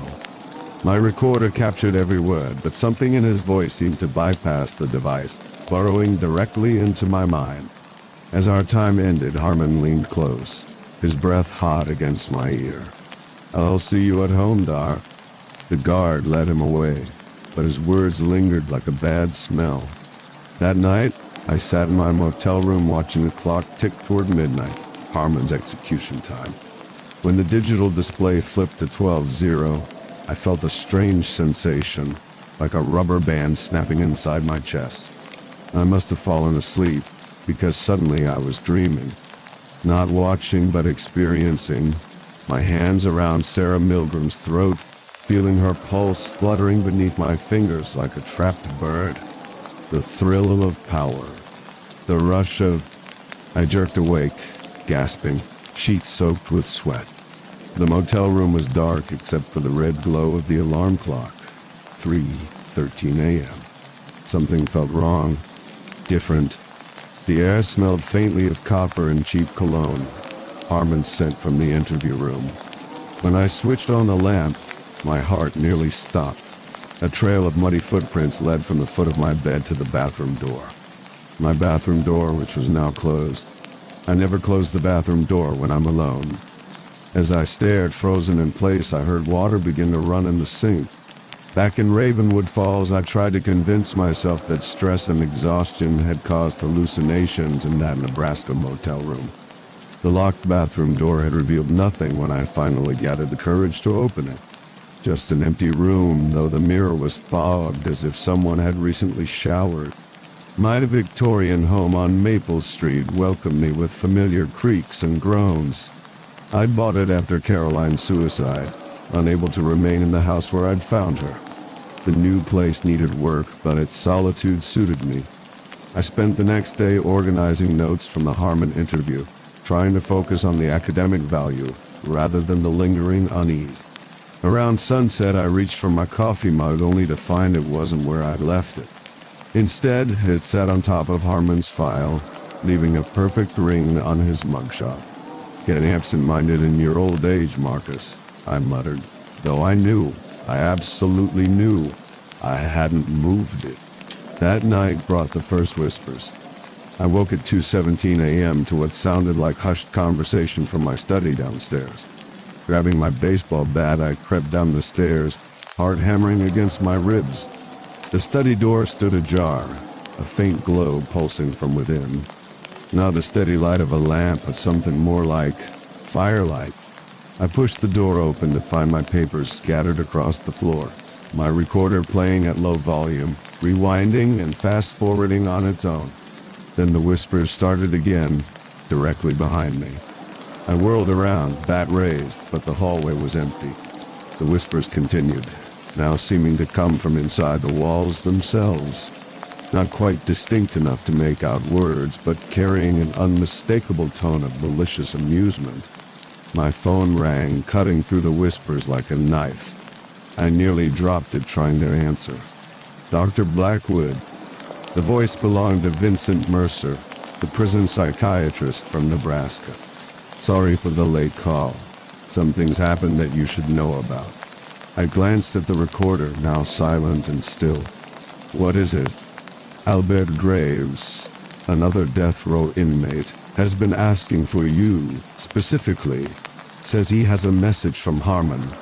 My blood turned into ice water. That's impossible. They were in separate wings. They never had contact. I know. That's what makes it so disturbing. Graves is quoting parts of your private conversation with Harmon. Things he couldn't possibly know. After hanging up, I noticed a news alert on my phone. A young woman's body had been discovered in Ravenwood Falls. Bethany Winters, 22, blonde attrite, found posed in a sitting position against a tree, hands folded in her lap. Exactly like Sarah Milgram, Harmon's first victim. The following afternoon, Detective Elena Vasquez sat across from me at the local coffee shop, her dark eyes scrutinizing my every reaction as she showed me crime scene photos. You're the expert on killers, Dr. Blackwood. What do you see here? What I saw was impossible. Details identical to Harmon's murder, down to the specific pattern of bruising.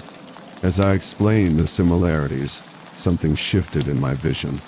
Suddenly, I wasn't sitting across from Vasquez. I was in the woods, standing over Bethany, watching the light fade from her eyes as my hands. Dr. Blackwood. I blinked and reality snapped back. Coffee shop. Detective. Crime scene photos. I'm sorry, I stammered, pushing my chair back. I'm not feeling well. I should go. Vasquez's expression hardened slightly. Of course. We'll continue this conversation soon. As I hurried out, I felt her eyes on my back and something else. A presence, walking just behind me, matching my steps perfectly. When I glanced at my reflection in the store window, just for a second, I saw Richard Harmon's face grinning back at me. I knew Lily was coming before she called. In the 3 years since Caroline's death, my daughter and I had spoken maybe a dozen times. All brief, strained conversations. But yesterday, I'd found myself cleaning the guest room, buying her favorite cereal, as if preparing for her arrival. So when her call came, Dad, I'm coming home, tomorrow, I wasn't surprised, just terrified. Whatever was happening to me, I didn't want Lily anywhere near it. She arrived looking so much like her mother it made my chest ache. Same dark curls, same way of tilting her head when concerned. Only her eyes were mine, pale blue, analytical. You look like hell were her first words to me, standing on my porch with a single suitcase. Good to see you too, I said, attempting a smile that felt foreign on my face. How long had it been since I'd genuinely smiled? That night, after an awkward dinner of takeout Thai food, Lily followed me into the study. What's all this? She asked, gesturing to the wall where I'd pinned crime scene photos, interview transcripts, newspaper clippings. Research, I said, but couldn't meet her eyes. Dad. She picked up a notebook filled with my increasingly frantic handwriting. This doesn't look like research. This looks like an obsession. I snatched it from her hands. You wouldn't understand. Try me, she challenged. Is this about Mom? Are you still trying to figure out why you didn't see it coming? The words hit like a physical blow. Caroline had hidden her depression well from everyone. Everyone except Lily, who begged me to do something weeks before the suicide. This has nothing to do with your mother, I lied. It's professional curiosity. Lily's expression said she didn't believe me, but she dropped the subject. Later, I heard her on the phone in her room, voice low but intense. He's worse than I expected. No, I can't leave him like this. I slept fitfully that night, dreaming of Caroline standing in our old bathroom, blood streaming from her wrists as she smiled at me. We've been waiting for you, Marcus, she said, in a voice that wasn't hers at all. A scream woke me. Lily's scream. I bolted down the hallway to find her pressed against the wall, staring wide-eyed at nothing. She was right there, Lily gasped. Mom was right there. She said to save you before they take you completely. I held my trembling daughter, not admitting I'd seen Caroline too. Not in a dream, but reflected in my bathroom mirror just before bed. Her lips forming the same warning. In the morning, Sheriff Thomas Holloway called. Another body had been found. A middle-aged man this time, killed with methodical precision. His eyes had been removed from post-mortem. The signature of Felix Weber, executed in Texas 3 months ago. Another killer I'd interviewed. Marcus, Holloway said, his voice grave over the phone. We need to talk about Wexler Creek. My stomach dropped. Wexler Creek was a case from 20 years ago. 3 children murdered, their bodies arranged in a disturbing tableau. The killer was never caught. It was the case that had driven me from police work into academia. The case where Sheriff Holloway, then just a deputy, had briefly considered me a suspect. Albert Graves watched me enter the visitation room with unsettling intensity. Unlike Harmon's calculated charm, Graves radiated raw menace. A predator barely contained by the chains binding him to the table. The famous Dr. Blackwood, he said, but the voice wasn't his own. It was Harmon's voice, complete with that slight Texas drawl. Told you I'd see you again. I nearly walked out then, convinced this was some sick joke. But professional curiosity won out. Mr. Graves, I understand you have information for me. Graves' head tilted at an unnatural angle. Harmon says you've been having dreams. Says you're feeling him under your skin now. The air in the room seemed to thicken. Who put you up to this? Graves smiled, revealing blackened gums. Nobody puts me up to anything, Doc. But the Collector, now that's a different story. He puts things into people. Take things out, too. The Collector, old as dirt, harvests the last thoughts of the condemned. Their rage, their evil, their unfinished business. Graves leaned forward, chains jangling. He's been watching you. Says you're perfect. All of that empathy mixed with just enough darkness. My mouth went dry. This is nonsense. Is it? Then how do I know about the muddy footprints in your motel room? Or the whispers in your walls? Or how you stood over that blonde girl in the woods? Hands around her throat, just like Harmon did. My heart stuttered. I'd told no one about those experiences. The barrier's thin in Ravenwood Falls. Graves continued in his own voice now. Built on execution grounds. Perfect place for the Collector to work. Work on what? Finding new vessels. Harmon's just the appetizer. He's got plans for you, Doc. When I returned home, my neighbor Grace Sullivan was waiting on my porch with a bundle of dried herbs in her hand. In the 3 years I'd lived next door, we'd spoken maybe a dozen times, mostly brief neighborly exchanges. You brought something back with you, she said without preamble. Something dark. I should have dismissed her, but after my conversation with Graves, I invited her in. Grace moved through my house with purpose, placing herbs at windows and doors. Ravenwood Falls isn't like other places, she explained. The veil between worlds is thinner here. Do you know why they called it Ravenwood? Because they used to hang people from those old oak trees by the creek. Public executions. They say the last man they hang cursed the ground. I thought of Graves' words. Built on execution grounds. I don't believe in curses, I said, though with less conviction than I would have a week ago. Grace fixed me with a penetrating stare. You should, especially now that you've opened the door. After she left, I found my front door unlocked and my study light on. Someone was in my house. Papers were disturbed. My recorder was missing. Then I spotted him, Jeremy Faulkner, a local journalist, trying to slip out the back door with my research files. Faulkner, I shouted, rushing after him. We struggled in the kitchen. I grabbed the files. He shoved me back. My head hit the counter and suddenly everything went red. Not pain, but rage. Blinding, overwhelming rage that wasn't mine. When my vision cleared, I was standing over Faulkner, a bloody letter opener in my hand. He was scrambling away, eyes wide with terror, blood streaming from a cut on his cheek. "Jesus Christ, Blackwood!"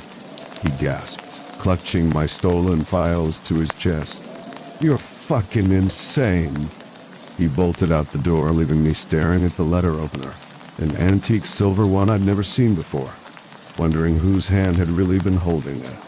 "Where were you last night between midnight and 2 a.m.? Detective Vasquez asked, her voice carefully neutral as we sat in my living room.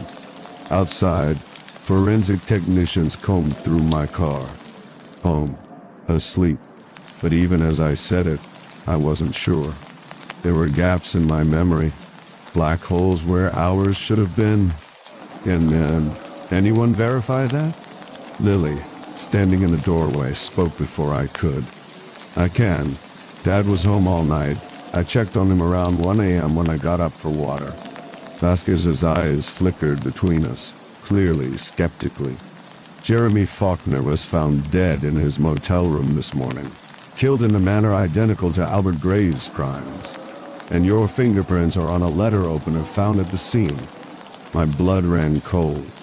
The same letter opener I'd held after confronting Faulkner in my kitchen. But that was impossible. He'd taken it when he fled. "Detective," I said carefully, "I think someone is trying to frame me." "Or something," Lily muttered.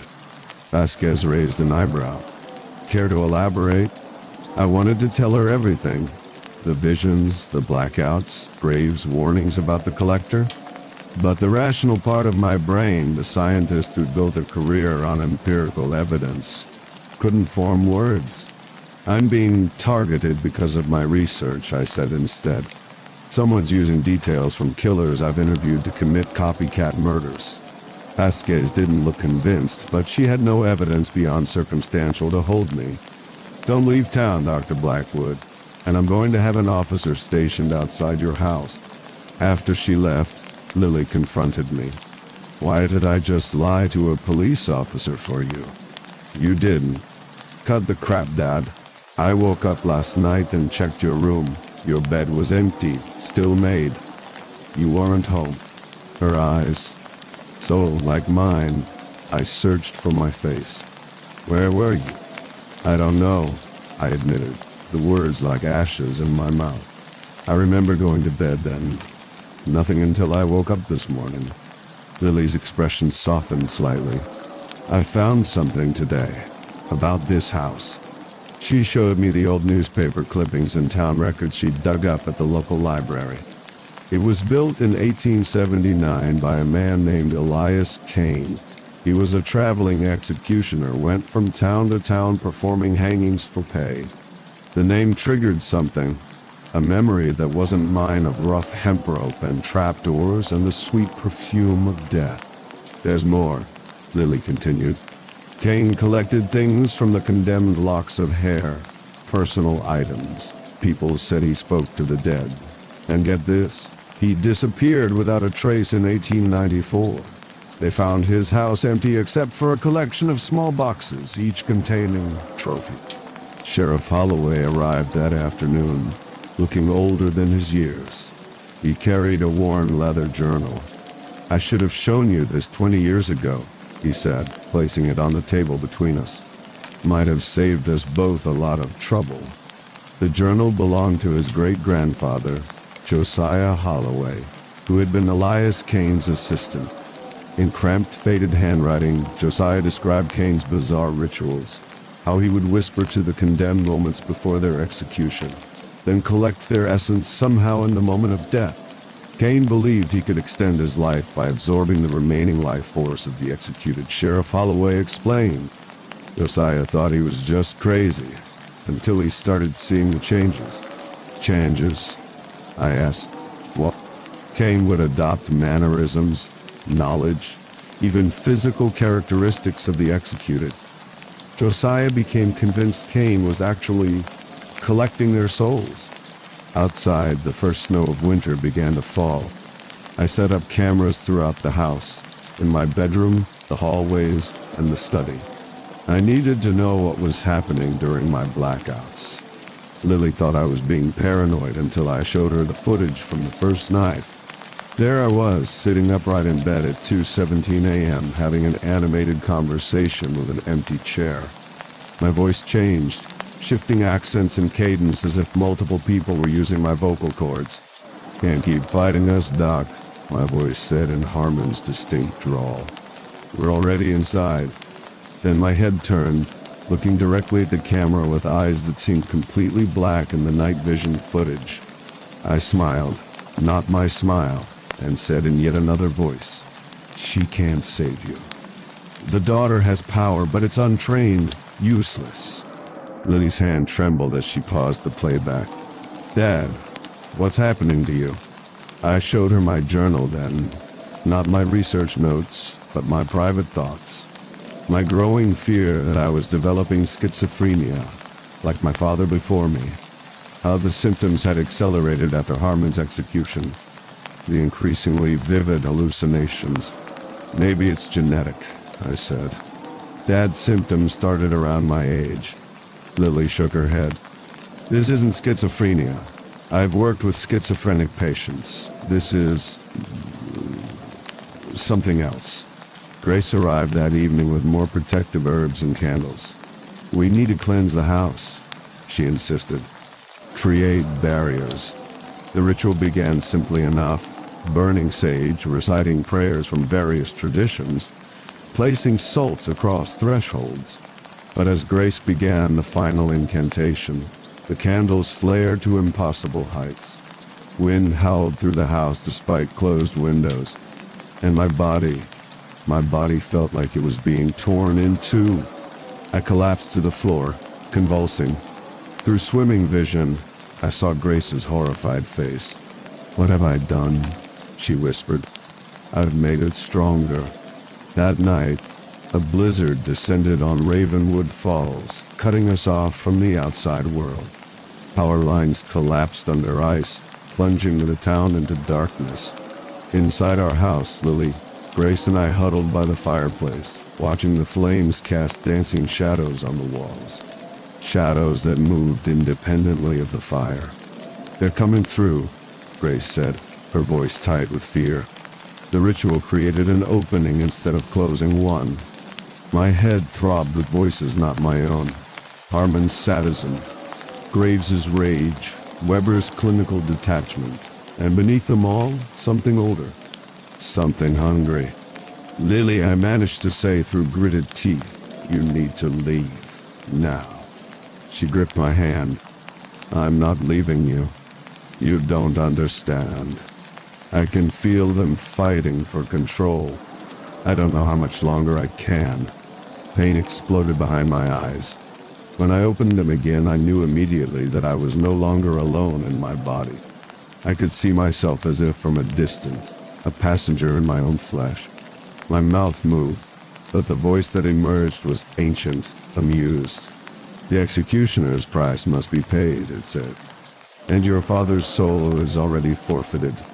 I watched in horror as my body rose fluidly to its feet, my movements not my own. My head tilted, examining Lily with cold calculation. "Such power in your bloodline," my voice said. "Your mother had it too. That's why she had to die. She could see me growing inside him." Lily backed away, pulling Grace with her. "Dad, fight it." But I was trapped, screaming silently as my body moved toward them, fingers flexing like I was testing their strength. Outside, through the howling blizzard came the sound of an approaching vehicle. "Help Cain." But would it arrive on time? "Run." I managed to push the word through lips that were no longer mine. "Lily, run." The thing inside me laughed, using my voice but distorted, like dozens of people speaking in unison. My hand reached out, faster than humanly possible, and grabbed Grace by the throat. "Let's show them what happens to those who interfere with the collector's work," the voices said through my mouth. And then everything went black. I never wanted to believe in monsters. As a psychologist, I'd spent my career reducing evil to explainable patterns. But trapped in my own body, watching my hands move without my permission, I finally understood the true horror. The blizzard howled outside, sealing Lily inside the house with me. or rather, with what I was becoming. I could see the fear in my daughter's eyes as she backed away from me in our hallway. The overhead light flickered, casting strange, elongated shadows across the hardwood floor. "Dad," she whispered, her voice barely audible over the wind. "Dad, I know you're still in there." I wanted to answer, to tell her to run, but my mouth formed different words. "Your father invited me in," my voice said, but the tone was all wrong, deeper, with an accent I couldn't place. Old, so very old.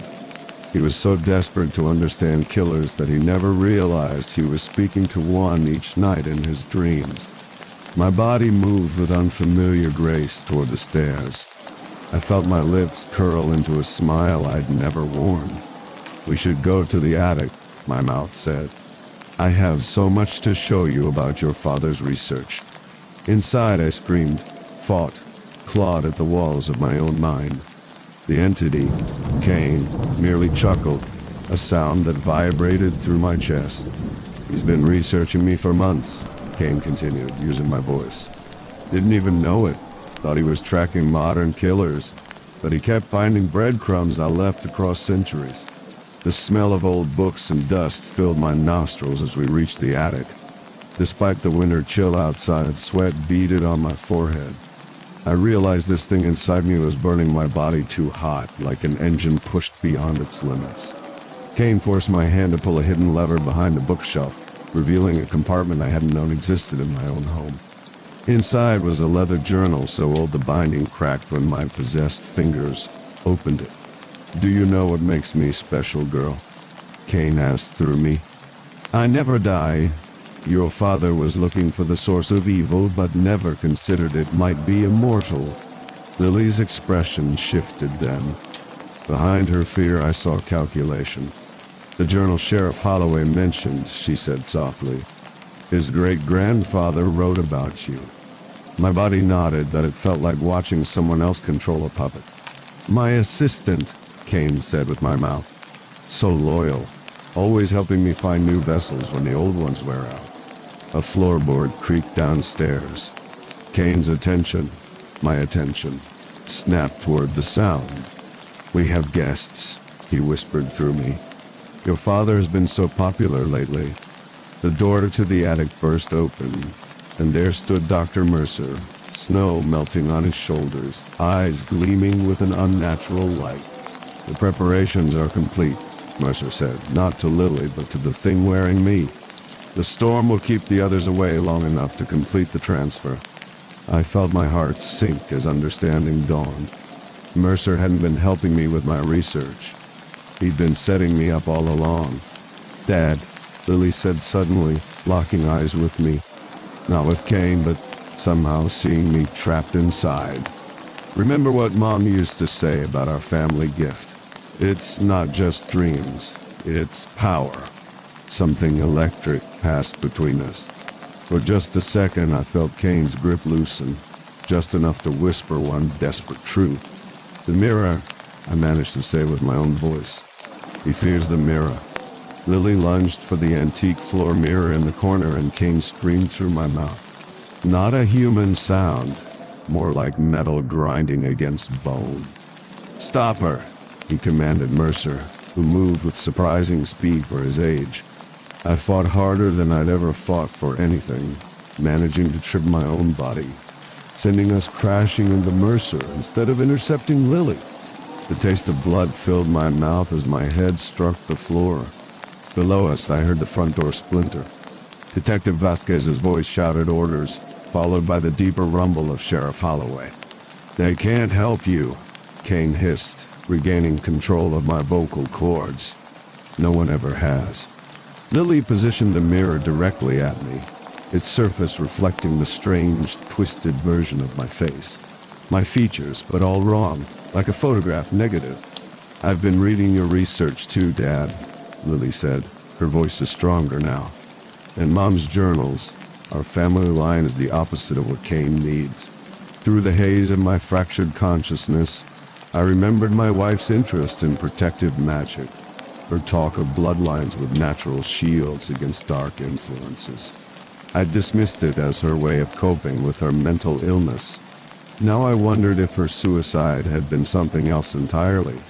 A final stand against something she'd sensed coming for our family. A crash downstairs, followed by Grace's voice chanting words in a language I didn't recognize. The air in the attic grew thick, hard to breathe. The temperature plummeted so rapidly that frost formed on the inside of the windows. "You think you're the first to try banishing me?" Cain laughed, using my voice. "I've survived witch hunters, exorcists, and would-be heroes." Mercer scrambled to his feet, drawing a curved knife from his coat. "We need to complete the binding now," he insisted. "This vessel is fighting too hard." The smell of smoke began to fill the room. Not wood smoke, but something chemical and wrong. Somewhere in the house, a fire had started. Cain forced my body to its knees, hands outstretched toward Lily in a gesture that looked almost like pleading. "I can save him," Cain offered. "Share this body with your father. He's dying anyway. Fighting me is burning him from inside." The pain confirmed his words. Every heartbeat felt like fire in my chest. But in that moment of honesty, I felt the barrier between us thin. "Lily," I whispered, momentarily in control. "The mirror and fire. He fears his reflection being destroyed." Mercer lunged at Lily with the knife, but a gunshot rang out. Vasquez appearing at the top of the stairs, her service weapon smoking. What happened next seemed to unfold in slow motion. Lily shoved the mirror directly into my face as Grace's voice reached a crescendo downstairs. The reflection showed not my face, but the true visage of Elias Cain, hollow-eyed, skin like old parchment stretched over bone. The house groaned around us as flames began to consume the lower level. In the mirror, I saw not just Cain, but dozens of faces behind him. His victims, his vessels, all trapped in some in-between place. "Finish it," I begged Lily. "Break it while he's visible." Understanding dawned in her eyes, along with terrible grief. With a strangled cry, she shoved the mirror hard into my chest, sending both Cain and me backward into the spreading flames that had reached the attic stair. The last thing I heard was Cain's scream of fury as the mirror shattered against the burning floor, each fragment reflecting his true form before melting into the flames. The last thing I felt was peace, knowing my daughter was safe. The last thing I saw was Sheriff Holloway pulling Lily back from the flames, a journal clutched tightly in his other hand. I wonder sometimes, from this quiet darkness where I now reside, if they truly understood what happened that night. If they know that Cain wasn't destroyed, just scattered. If they realize that fragments of mirrors, like fragments of souls, can be reassembled with enough time and patience. I wonder if Lily checks her reflection carefully these days. I know I would. After all, silence doesn't mean absence. Sometimes it simply means listening.